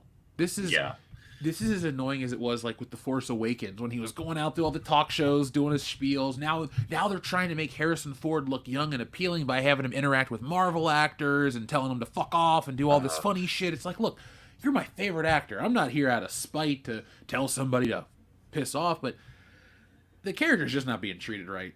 Like, and it's sad, and it's very obvious. Hey, can you guys think of another fictional character that's been paraded out like this? Where you just, it's like so fucking obvious too. Harrison Ford? I don't think so. I mean, in recent memory, the only other one that truly stands out was Mark Hamill for Last Jedi. Honestly, that's Poor it. Luke. That's the only, like, now it's on this level. That's where we're at. That's depressing. I can't wait. That's all I can say is I can't wait. It's gonna be a fun May or June or whenever that movie comes out, folks. We'll have a nice review of it. We'll be covering everything. If we stop talking about bacon wrapped food in the chat, because it sounds so good right now. It really does. It really does sound good. I don't have any bacon in the house. I got ribs. I got ground pork, ground beef, all kinds of food. Just not steak or bacon. Fuck. I want all these things. I'm really hungry. Oh, so let's pick a number between 1 and 69, and we'll check in with the audience and continue on with this wonderful show. Literature Devil, would you pick a number, please? 69. Oh, 69. Here we go. Guns don't work on Sunday.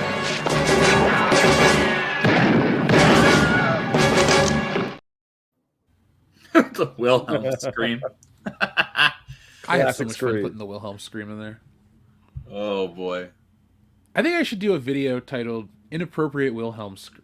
I will do You that. absolutely should. Watch that be a 2 million view video. Hello, Brie Larson video. Time to kick in the dick.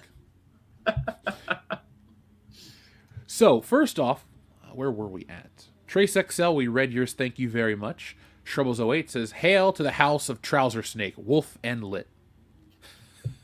Is that our house? Should I design us up a logo or something? House Trouser Snake? That's what he calls Slytherin. Trousador. I don't know what house I'd be in. I guess I'll take the test one day. Why? I like Harry Potter enough to, like, support it at Universal, buy the shit, have fun, watch the movies. I like Lord of the Rings. I can't take it to the next level. I can't wear the ring. I can't read the books. I don't know, man. There's just something, I know it's not right for me. So instead of making fun of Harry Potter, we'll take this as a win for the death of wokeism, and we'll move forward. TLJ Screwjob, thank you very much for your super chats.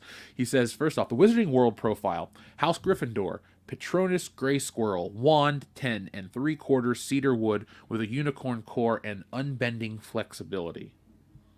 Very nice. Very nice. So is that how it, like, breaks down your attributes of your wand? I'm asking this out of pure question. I have nothing. I don't know anything. Like, so your wands are Give me okay. 2 seconds here. I'll just pull up my I'll pull up my own damn profile. This fucking shit. Move this over here. This here. Why am I not logged in? It's supposed to just be logged in. Frickin' Google Chrome. Gotta be dumb sometimes. Okay, here we go. Oh, Cortana, that sounds wonderful. Cortana, pork, slice of like. Oh, this is talking about food. Jesus. So I'll just very briefly share my my screen here. So when you set up when you take the test, there are 3 different tests on Wizarding World. There's the first one, which sorts you into your house, whether you're Gryffindor, Hufflepuff, Ravenclaw, or Slytherin. And then there's another which tells you what your wand would be. You've got the wood, so the multiple facets and characteristics. So you got the wood type itself, the type of core, which the core is the magical resource that was used. So it'd either be a phoenix tail feather, unicorn hair, or dragon heartstring. Then you got your length, and then the level of flexibility or lack thereof. And then there's the Patronus, which is like your magical manifestation that protects you from certain dark beings. It's a fun thing. The one of the things that Rowling did so well that no other property really has is this level of immersion, and it encourages you to actually insert yourself into that world. It's like she opened the door for you and said, here, step on in and be a part of this world. That's why the Harry Potter fans are so adamant and passionate about their houses, about their wands, their patronuses, all these things, because it's very personal to them. You don't have that with Marvel. You don't have that with DC. You don't really have that even with Star Wars in the same way. Yeah, people will be like, oh, I wish I had the Flash's powers. I wish I had Superman's powers. I wish I had Green Lanterns or Spider-Man's or whoever, or I wish I was a Jedi. I wish I was, a bounty hunter, or you got the edgelords. They're like, oh, I'm a Sith. Shut the fuck up. I get so annoyed with those people. It's like, stop it. Whereas there's facet of customizability to the Wizarding World, which is really cool. And that's one of the reasons why Harry Potter fans are as passionate as we are, because it literally is personal for us. So yeah, it's a cool thing that that Rowling built into her world. Oh, smart. As opposed to, you having writers and artists that will self-insert on making Batman every bit as much of an effeminate bitch as they are in their real lives. You've got the opportunity to just literally pick up and place yourself into this world. That's role playing. That's imagination. That's immersion. That's fantasy. And that's smart, because that gives your audience a connection with your property that can't be gotten anywhere else. Dude, like I said, you're the best cheerleader for Harry Potter. Or let me rephrase that. You're the best salesman for Harry Potter. TLJ Screwjob also says, speaking of games with stealth mechanics, Alpha Protocol has an achievement for not killing anyone. Can use tranq darts the whole game. Like I said, I like stealth in my games. When I play GoldenEye, I try to avoid as many people as possible. I like to use the silenced pistols. I like to sneak through like a shadow. Yeah, Enrique Vasquez, what up, dude? Hail the High Council. According to Valiant Renegade, Disney Plus is losing a cruise ship's worth of every quarter. I wonder how much Universal will get in these upcoming years. Thanks for sending your message, Enrique. Shoot me a message, dude. I want to talk to you about something. But what do you guys think about the question? How much do you think Universal will gain in the upcoming years? Not really sure. That's tough to say. I mean, a lot of this is based on companies' willingness and ability to pivot in the correct direction, pivot away from what's no longer working very clearly, and pivot back towards a place of providing a product that your paying audience, your willing to pay audience, will actually pay for. All of this comes down to business and economics 101, an exchange of goods or services. Provide something that people with capital actually want to exchange that capital for, and you make money. That's just simple as that. Adama, thank you very much for your generous super chat. He says, if you could make a comic book movie, what are the top 3 songs you would use? My 3 are Offspring, Can't Repeat, Black Sabbath, NIB, and Iron Maiden's Wasted Years. We don't get a lot of music questions, but that's an excellent question. Oh, gosh, I don't even... I definitely want David Bowie's We Can Be Heroes. We can be heroes just for one day. Want that one? Gosh, that is a good question, and I'm honestly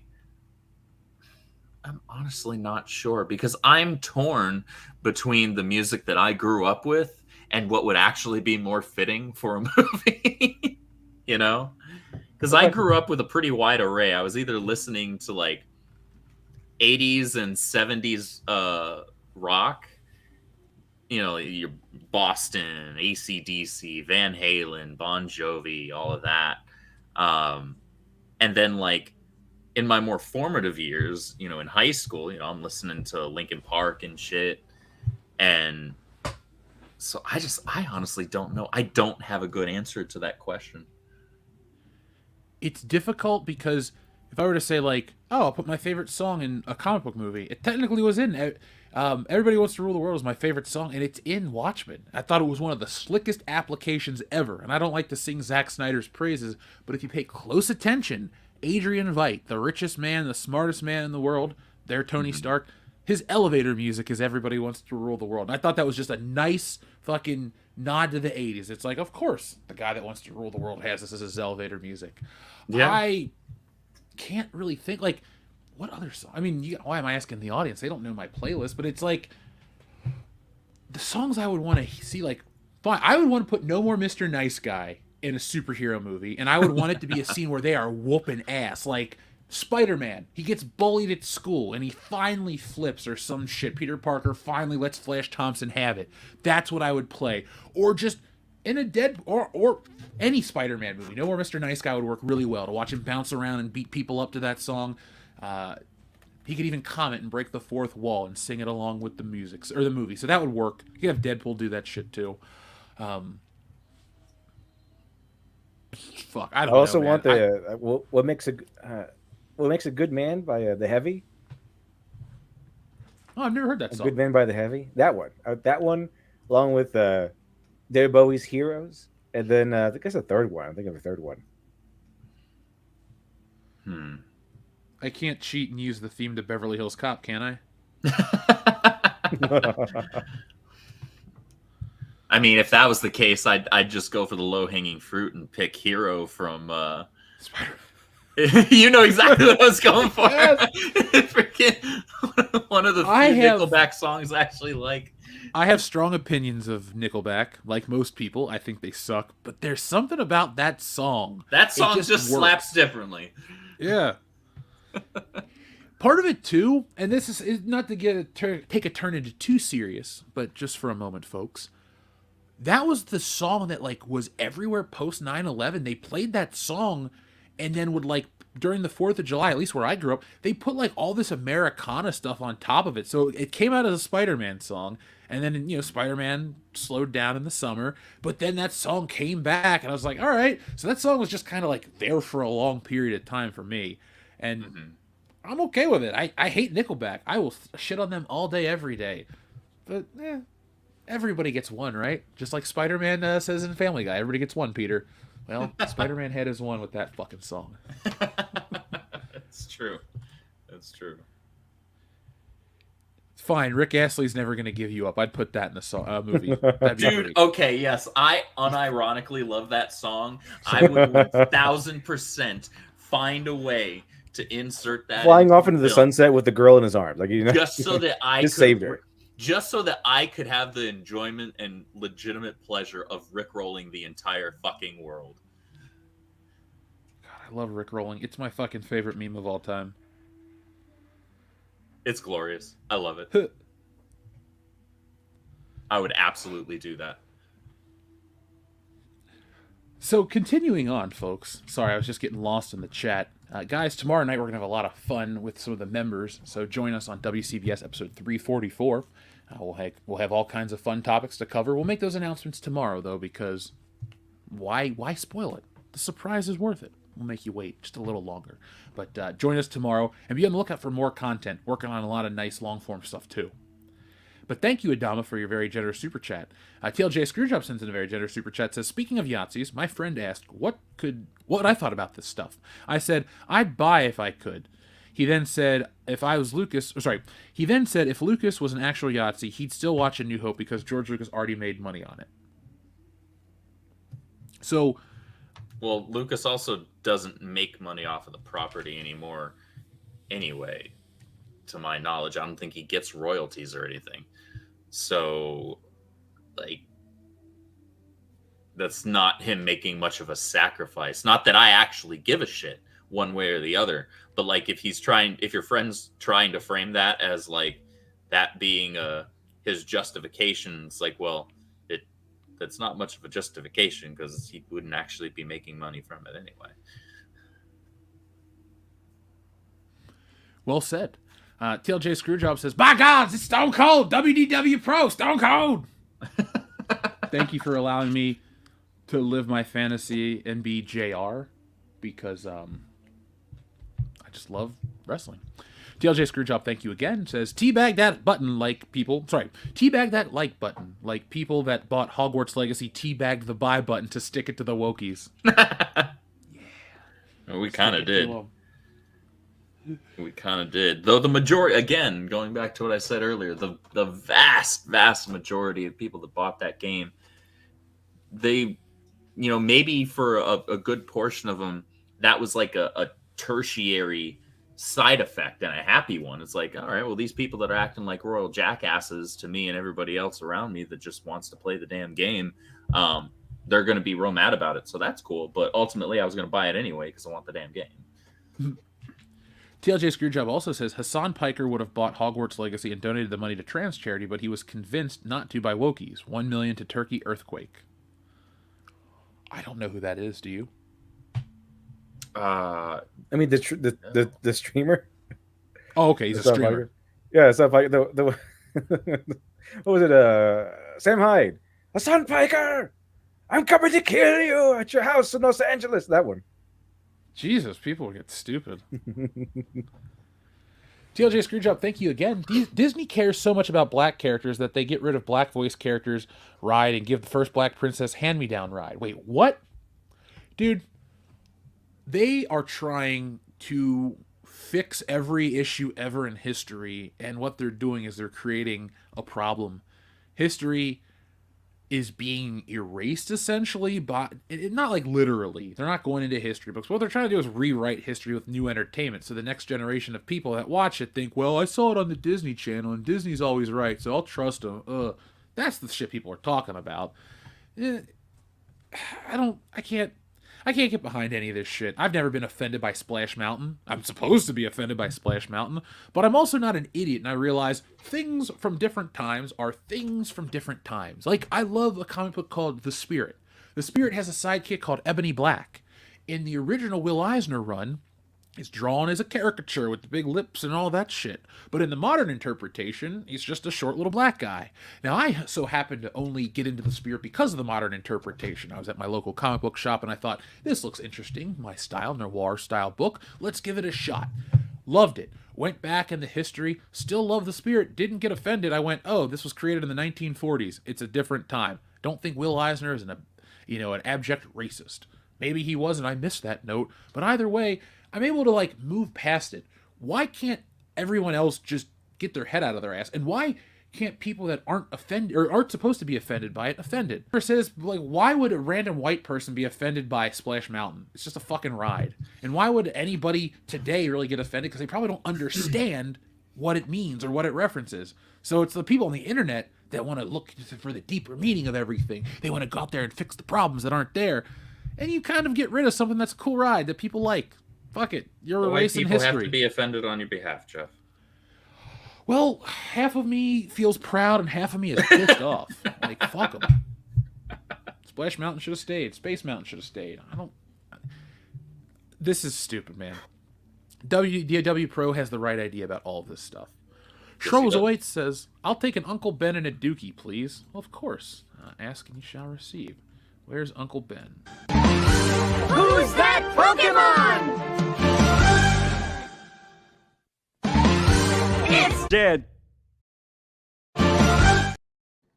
Damn. I got the wrong one, which means you get a repeat. Who's that Pokemon? It's Uncle Ben. With the final clip of him crying there. Jeez. The famous cry. Have you noticed, though, how much the love for that version of Spider-Man has come back and then really gotten stronger, which is good, which makes me happy. I'm just hoping that all the versions from our childhood get that same love, like when Keaton comes back as Batman. I hope people are like, yeah, 89 really was that great, because I thought it was. I'm tired of people dumping on it, so hopefully that happens this time. Yeah, no, I get that. and I have immense love. You and I have had this conversation a number of times, Jeff. I have immense love for the first 2 Raimi films, and I like seeing it get more attention. I'm gonna probably go watch those again soon. Maybe I'll do a review for the membership program. Who knows? But this is for the audience right now. What's that smell?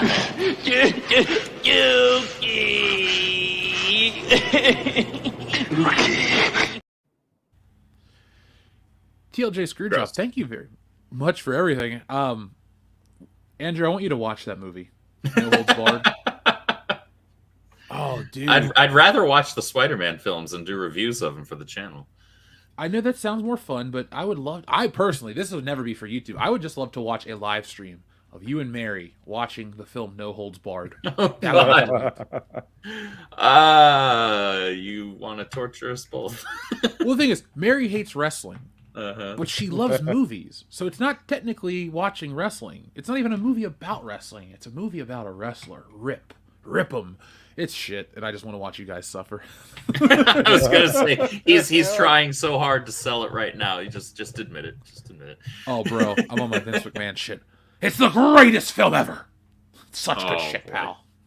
Now, TLJ Screwjob, again, thank you very much. Says Pro non-woke Super Bowl ad from Disney. They had Blariel.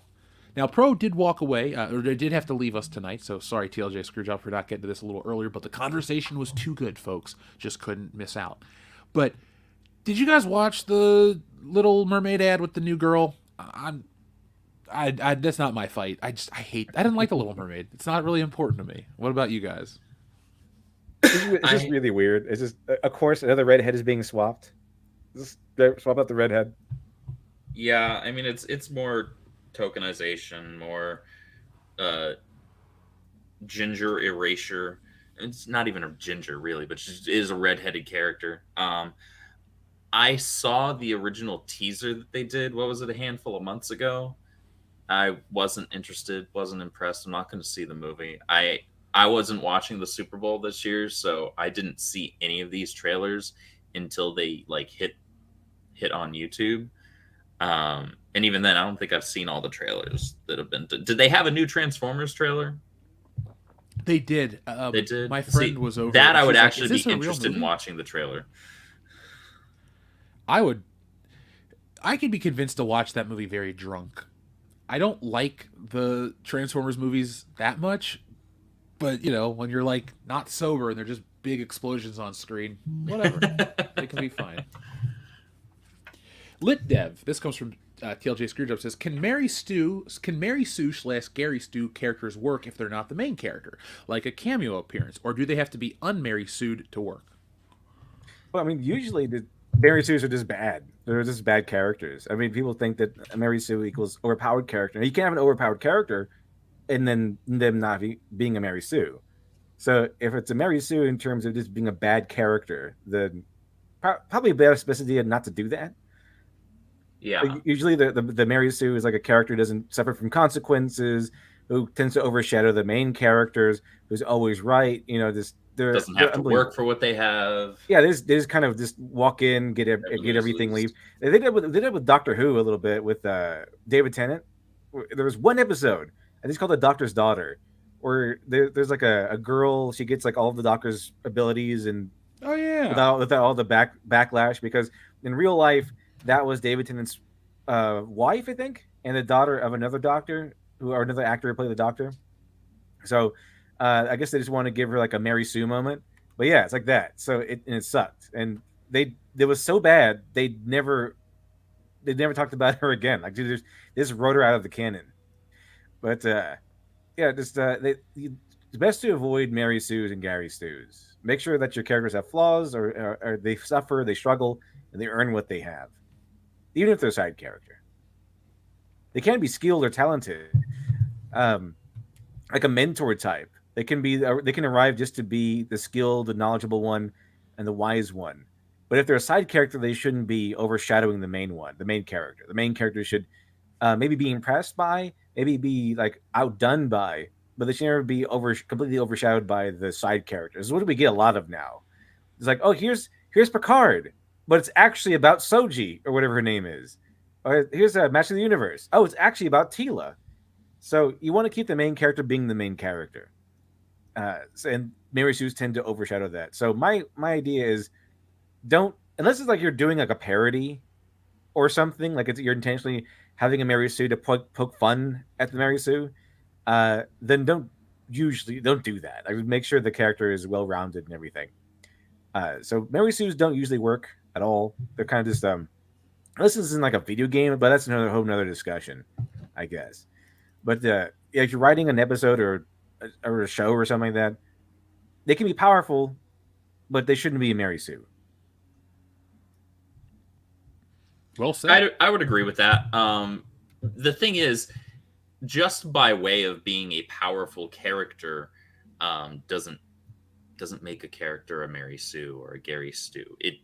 It's all about whether or not that character has never had to work for anything, is always right. Again, like what Lit said, always overshadowing the other characters, doesn't have to work for anything. I think I already said that. That you get the general idea. Rey Skywalker, right?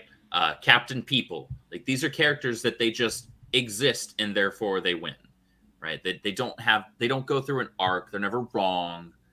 And that's just bad writing. It doesn't matter if it's for a hero or a villain. That's just bad character writing, because good characters grow. Good characters have arcs. Good characters struggle in one way, shape, or form. So I don't think that outside of parody, that type of character works at all. No, I don't either. Now, speaking of Gary Stu characters or cameo appearances from TLJ Screwjob, I have never, and I will never like Elijah Wood's cameo in Spy Kids 3D. Even watching it in theaters, I hated that tease. I don't even remember that. I don't either. I've never seen a Spy Kids film. When did the first one come out? The first one came out 2001. Was it 99 or 2000? 2001? Yeah, I was the right age. I just didn't watch it. I don't think I saw the third one, now that I think about it. I saw the first two. I remember being a little kid and liking Alexa Vega. Yeah. And then I grew up and she grew up and she got pretty attractive as well. But aside from that, I mean, the first two movies were fun enough when I was a little kid, but I don't remember seeing the third one. So I had no idea that Elijah Wood was in it. I just wanted to watch. At that age, I was more interested in watching movies about adult stuff. Like, even if it was okay, The Matrix isn't stupid, but even if it was something as like accessible to younger audiences as The Matrix, even though it's an R-rated film, like, I just couldn't be bothered. At like from 10 on, I was like, I'd rather watch Independence Day or Men in Black. Big pictures, big stuff like that. Sure. Modalicious, thank you very much. He asks, remember all the Marvel 2099 series? Yes, I do. I do, and just as my stance is with any alternate universe, not interested, wasn't interested. I don't care about, I know that a lot of people have love for 2099 Spider-Man. It's not Peter Parker, so I don't really care. I'm very cool with Spider-Man 2099. I like the story, I like the world. It's reminiscent of Batman Beyond for me, and I've always been okay with it because, regular Spider-Man's still fine. He's not really compromised.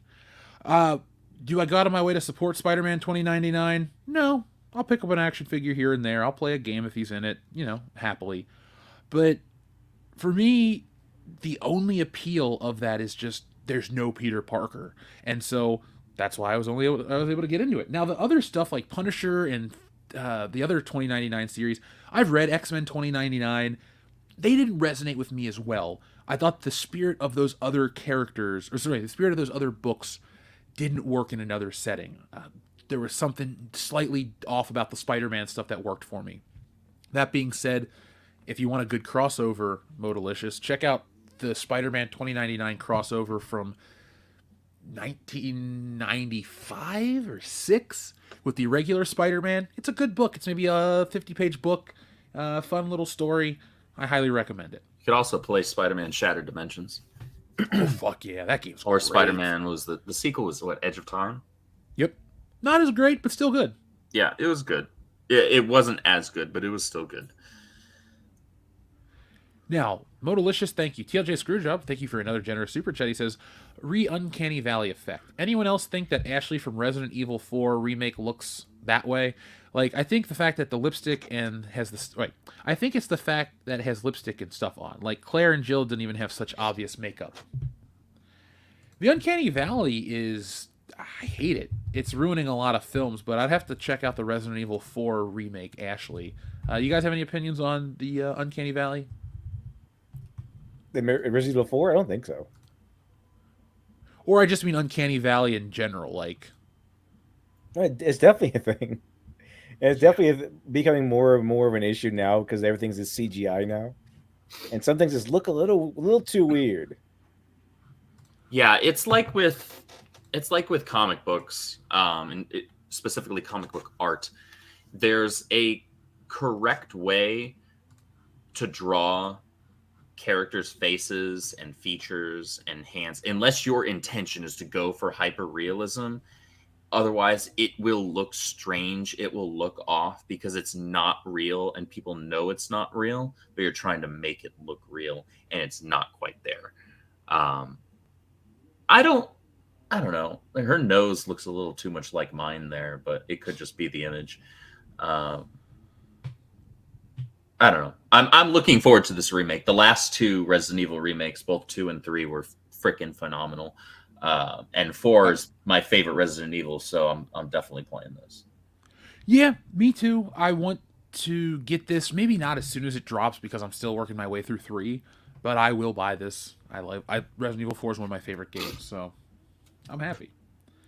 And I'm a champion of new things and new properties all the time. But there's something about some games either getting remade or coming back out that I like. Like, playing GoldenEye is still fun. I still like Resident Evil 4. Like, I want Resident Evil 8, 9, 10, all the new games. But I do like our... I don't know. Some of our modernizing of classic gaming isn't as bad as our updating of movies or other things. I think there are worse problems out there than making a game playable by modern standards. Right. Shrubbles08 says, House of Trouser Snake, Coom Edition. Well, thank you. We will be joining our house very soon. Xavier to God has a question for me. Which WWE game had the best GM mode? Well, thank you for asking, Xavier to God. I have thought about this in my free time a lot, and I would say the best GM mode is SmackDown vs. Raw 2007. The first SmackDown vs. Raw 2006 GM mode was great. It was a lot of fun. But 07 refined a lot of the problems that 06 had, which really weren't a lot of problems. It just expanded upon what was very good. Great, honestly. And so 07 was the blend of you played your show. You could play your rivals if you wanted to, but it was more feature-rich. It had more options. It had a lot of things to unlock, like no budget, no injuries. It was fun. Then you get to 2008, which was great, but it was an everyday GM mode that made you do little shit like appearances for the press, promos with the news, everything that's redundant. But, like, it was so much shit. It was too much to play, and it wasn't very fun. And then they got rid of it, and they brought it back, and it's nowhere near as good as it used to be. So 07 is prime GM mode, hands down. If you want another GM mode, go to 06, and then the rest kind of suck, in my opinion. I know, long question about, or long answer about things you guys don't know, but I do know my wrestling games. And folks, as you know, we have a new presence on Twitch, WCBS Gaming. We'll have WWE 2K23 available to stream when it's new. You can ask all your questions because it leads into our WrestleMania our build-up, our meetup. So folks, I'll have some more stuff to talk about that in the coming days. But guys, is there anything you'd like to say before we put this baby to bed? Mainly just check out my book on Indiegogo, I guess, if you want to. Yeah, will you show us the, give us a screen or something we can check out real quick? And mods in the chat, please drop the link for Literature Devils comics so the audience can go pick up a copy. Folks, it's going to look nice on your shelf right next to Stealing Solo and Wokebusters in the future. And unfortunately, you have to go to the link because I've been shadow banned on Indiegogo for some reason. They gave me bullshit too. I am gonna keep certain things off of the public airwaves, but I've had problems with them to the point where I caught them lying to me, and it's like, what the fuck? And so I'm fed up with them. So there used to be a really good team over there at Indiegogo, but it turns out they all got fired in October and replaced with, we'll say, very far left leaders. And all of a sudden, after that happened, all of a sudden people started getting shadow banned. And I think what happened recently with Alterna, what happened with Alterna Comics was they had a page that was too violent on their campaign, and this withheld the funds. They just wouldn't pay. No, they did that to me.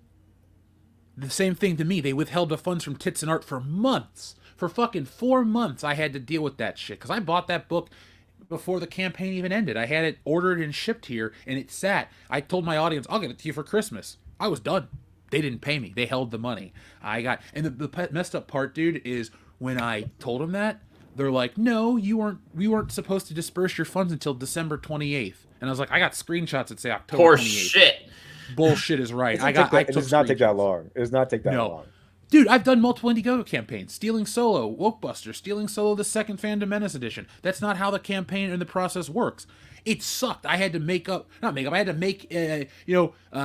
give answers to the audience for things that really weren't my issue. So I'm not happy with them either. I'm sorry that they fucked you up.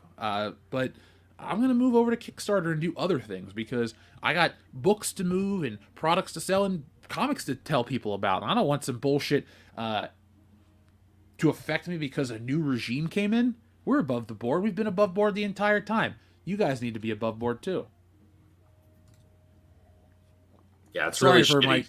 It's really shitty seeing so many creators because this is actually running rampant the last couple of months, where so many indie creators are having their projects shadow banned. They don't give you a warning or anything. It's not like it's like there's like a warning or like, hey, there's no expect. I wouldn't even know I was shadow banned unless I checked it. So it's not like they're just going out there saying, hey, we shadow banned your account until you do these things. It's just shadow ban, and there's nothing you can really do about it because what you're going to do is say, hey, can you unlock my shadow ban? And like, no, right. Or they just probably won't respond. People most time they just won't respond. Oh, yeah. Dude, I had to message them every fucking day. Like, I went to my lawyer to write a press release and everything. It was bullshit. Yeah, because they took like a couple $1,000s from the campaign for platform fees and stuff. Mm-hmm. What am I paying you for if you're not going to show off my campaign? Yeah, and on top of that, they I don't know if they changed this feature, but they were having it to where if somebody goes to back your book, it automatically checks the box where you want to tip the platform. You have to go. You have to go in there and say zero. Yeah, 0 tip. It's like, hold the fucking phone here. No, you don't get a tip. You don't deserve a tip for just destroying our campaign. You're already taking a cut off the top of these creators. Yeah. And it feels they do it in a really sleazy way. Like it looks like, oh, you can add a tip to the creator. I know Connie and Mark had that problem where someone would tip and they'll give like a very large, generous tip. And they're like, hey, it lets you a little something extra. And he's like, I don't get that. That's all Indiegogo. It doesn't really say explicitly, oh, this is for Indiegogo only. Yeah. It's just there. And they add it on normally. Some people have accidentally tipped because it's just there. It's just tacked on. Yeah, because it's the default. It's bullshit. That's really messed up. Yeah. So, folks, I'm not going away. Literature Devil's not going away. We're just going to be more creative and find ways to bring you our products. I've gone out of my way to start a business. I have a partner. We're working on things in this field, but it's too early to announce shit to tell you about it. But late this year, next year, whatever, we'll tell you more. But right now, you need to go over to Indiegogo.com, look up Dr. Alpha, and get yourself a copy of Literature Devil's book. You like the guy's content on YouTube, you love them on the streams, and you get to hear him talk about his opinions and views on entertainment, and you guys like that. So you know you're going to get quality work from a guy like Literature Devil. And look at the art. The art looks great. It looks like a fun, action-packed story. It looks sexy. The characters look awesome. I know I want to read this. So, folks, there you go. I don't know. I think it'll be pretty fun. So, I don't know. We'll see how it goes. But I got shadow banned I get maybe a backer a week now, maybe at best. But I think I heard that if you go a month without getting a backer, it just automatically shuts down. So while they plan to keep it open until we go to print, there is also a possibility that it could just shut down before that because of no one backing it. So, because nobody's seeing it. Yeah, because no one's seeing it. That's garbage. So I mean, I go around on streams and everything, but no one wants to back it there either. So I just don't get any backers. I'm not really sure why, but that's the case. That's the case. So it could be where I'll go a month without getting a backer, and they'll just shut it down. So that's the only time. That's the only reason, but it is a potential reason that could occur at the moment. Well, we know we're gonna all work together to find a way to beat this system. Don't worry, man. That's why autonomy is so important. Now, folks, we have one more message come in from Xavier to God. It says, I want to get SmackDown vs. Raw because 3DG is in it. 3DG? 3 Days... Oh, 3 Days Grace, the band. Yeah. Dude, their soundtrack is amazing. SVR07 has the best soundtrack. Riot, Animalize, Become... those are just the 3 Day Grace songs. There's a bunch. That game has a great soundtrack. Like, if you're playing GM mode while you play SVR07, you're going to love it, dude. I used to come home from work when I worked at a fast food joint at midnight. I'd stay up and play GM mode like 3, 4 in the morning, get up, go to work, go out on Saturday night, come back from hanging out, play GM mode till like 4 or 5 in the morning. Great soundtrack. Used to wake my mom up. She's like, what are you playing? I'm like, wrestling. She's like, I don't hear any wrestling. I'm like, yeah, it's GM mode. Don't worry about it. Sorry, Mom. Turn it down. Do me a favor. Stop and scroll down a little. Tell me about that back shot of the lady. What is the scene here? Oh, Dr. Alpha has fought his way through a bunch of guys at that. He's dying. He's dying from a virus at the moment. Injected into him by Dr. Cloner, which is the guy up here, and he's the proposed bad guy of the book. But then we get a mystery unfolding that things aren't necessarily how they appear, and things get more and more complicated as we go along. And she is Dr. Cloner's girlfriend, who is kind of like Harley Quinn if she was competent. So we have her right here, the reveal right here, where she's ex-CIA, ex-military, ex-special forces, and decided to go into a life of crime afterwards because she was a little crazy, And the fight between Dr. Alpha and her, I kind of modeled off of the fight from Raid 2 in the kitchen. Ooh. That's why she has karambits as well. Because that guy had karambits. Nice. And so, yeah, that's what she is. And that's basically the first boss battle, I guess you could say, of the book. Dude, I'm loving the costume design. It's been pretty good. It's been a lot of fun putting it together. I didn't get to have as much fun. Well, not put it like this. It wasn't as much fun to design the Wokebusters costume. It's like, what's a way for them to wear jumpsuits? All right, there we go. It's fun. I love the character creation stuff. It's so fun. It's satisfying, too, to see it when it's done. That's a great cover right there with all the fists. That was for the hardcover. We had this one was by Anthony Figueroa, but we had a little Easter egg, I guess you could say, in here, where the fist on either side and the pink one, those are hinting at 3 more people he's going to fight. Kind of like if Riri Williams had 2 friends who also had Iron Man suits, and they became like a little trio. So those are basically he has to fight 3 fledgling heroes who are in it for the money, who are in it for the fame, and so he has to go off. He has to face off against them, and those colored fists are a hint to their presence. He'll fight them later. Dude, I'm liking what I'm seeing, and folks, if you're liking what you see, go back this book right now. The link is in the chat right now, thanks to our mods, and yeah. And go back your favorite creators. I think we still have a few available of the original book. My first one, Dr. Alpha Milverchild. We have another, let's see, I think what's 20, 24? 24 available of the bundle with the new book and the last book. So we have 24 left of those. You want to get 2 books, the new one and the last one. Well, it looks great, man. Yeah, thank you very much. Appreciate it. Now, Adama sends in a super chat. Thank you, Adama, for being a member as well. Send in a super chat. And thank you to all of our members for joining the WCBS membership program. You guys have access to a bunch of content that is not on the channel for everybody else. And as we go on, we're going to be creating more. So I'm going through the archives over on Patreon, pulling stuff out, and going to upload that coming up this weekend for you guys. So be on the lookout for some old content. What we might do is we might pull some more recent stuff to give you a taste of what it's like over there now, and then pull some of the original stuff so you guys get a taste of the early WCBS and tell us what you like. We've been seeing a lot of messages pop up over there, and so we're going to read more content on air, so be prepared for that tomorrow night. Kickstarter is more draconian than Indiegogo based on the content of your property. That's why some Comicsgate creators are selling on their own websites and are working towards CG-owned crowdfunder. Oh, well, cool. I'm all about everyone finding a way to crowdfund their books and help each other. You can clearly hear that. So, yeah, I'm on board for all that stuff and to put my books there, too, to move books, the best way possible. I'm going to go over to Kickstarter, though. I'm going to sell some Stealing Solo. I got a lot of backstock, so be on the lookout for that, folks.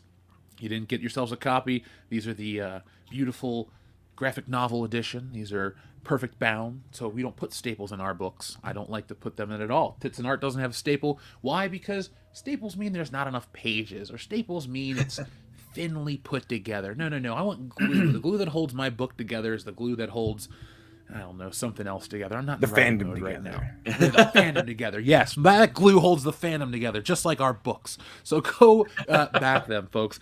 Right now, until we have our own platform and our own store, there's only certain ways to get it, but don't worry, it still helps us out and it still gets to us. So we're going to work through all that garbage together as a community of creators. That's fun. Before, we were a community of angry, disgruntled fans. Then the select few of us became creators that were out there. We're creating the thing we want to see. So, folks, that's what you can do for yourselves. Go out and get some work created by people who give a damn. People who want to see the world of entertainment flourish, because we understand what entertainment is for, to help you escape from your everyday lives. When you get stuff from Literature Devil or myself in your hands, you're not going to sit down and go, man, I am so glad I'm getting a talking to because I thought I was, free from work. No. When you read one of my books, you're going to sit down and be entertained and have fun, relax. Tits and Art, you'll be amazed by the boobs or the butts or whatever you're into. It's in there, and you'll enjoy the beauty. It's not about trying to teach you guys a lesson or talk down to you. It's about entertaining you, and I'm so thankful that we get to do it each and every Tuesday, Thursday, tonight on Wednesday, because it's a special delayed episode, and the more and more we get to each and every day. So, folks, Andrew, what would you like to say before we go? Because I want to make sure you get to promote your awesome content. I'm doing pretty regular Hogwarts Legacy streams over on my Twitch channel, so you guys can find me over there, twitch.tv/caffeinatedwolf. And then you can find me over on Twitter, having a lot of fun with some of these weirdos that are over there right now, man. It's a lot of fun. Other than that, find me here every Tuesday night usually. This was a weird week. Yeah, that's about it. I don't have anything going on yet with my YouTube. So, folks, I will be back tomorrow with the WCBS podcast. So come, bring your questions, have fun with us, because we always do every Thursday night. I'll have some more videos on the way to you this week. Been working on Wokebusters all the time. Going to share some penciled pages, let you guys see the process all the time. I keep forgetting that I'm an audience member like you. And I loved when John Romita Jr., when they put out those trade paperbacks, and in the back you'd see a couple penciled pages. It was neat to see the process before it got inked and colored. I liked that stuff. So I got to remember you guys like that stuff too. And you'll get to see how pencils are like, what is this? And then inks make it very crystal clear. I'm that kind of guy. So I pencil a different style. It'll be fun to share with you that coming up on Twitter and over on the Indiegogo for Wokebusters. So go to wokebusterscomic.com right now to get yourselves a great Ghostbusters style parody and a whole lot more. Well, folks, we're going to get out of here because it's late. And we want to get some food and some sleep. So from all of us here on WCBS, thank you for watching. Be smart, be safe, be cool, but always be excellent to each other. And now we press the end button and wait for it.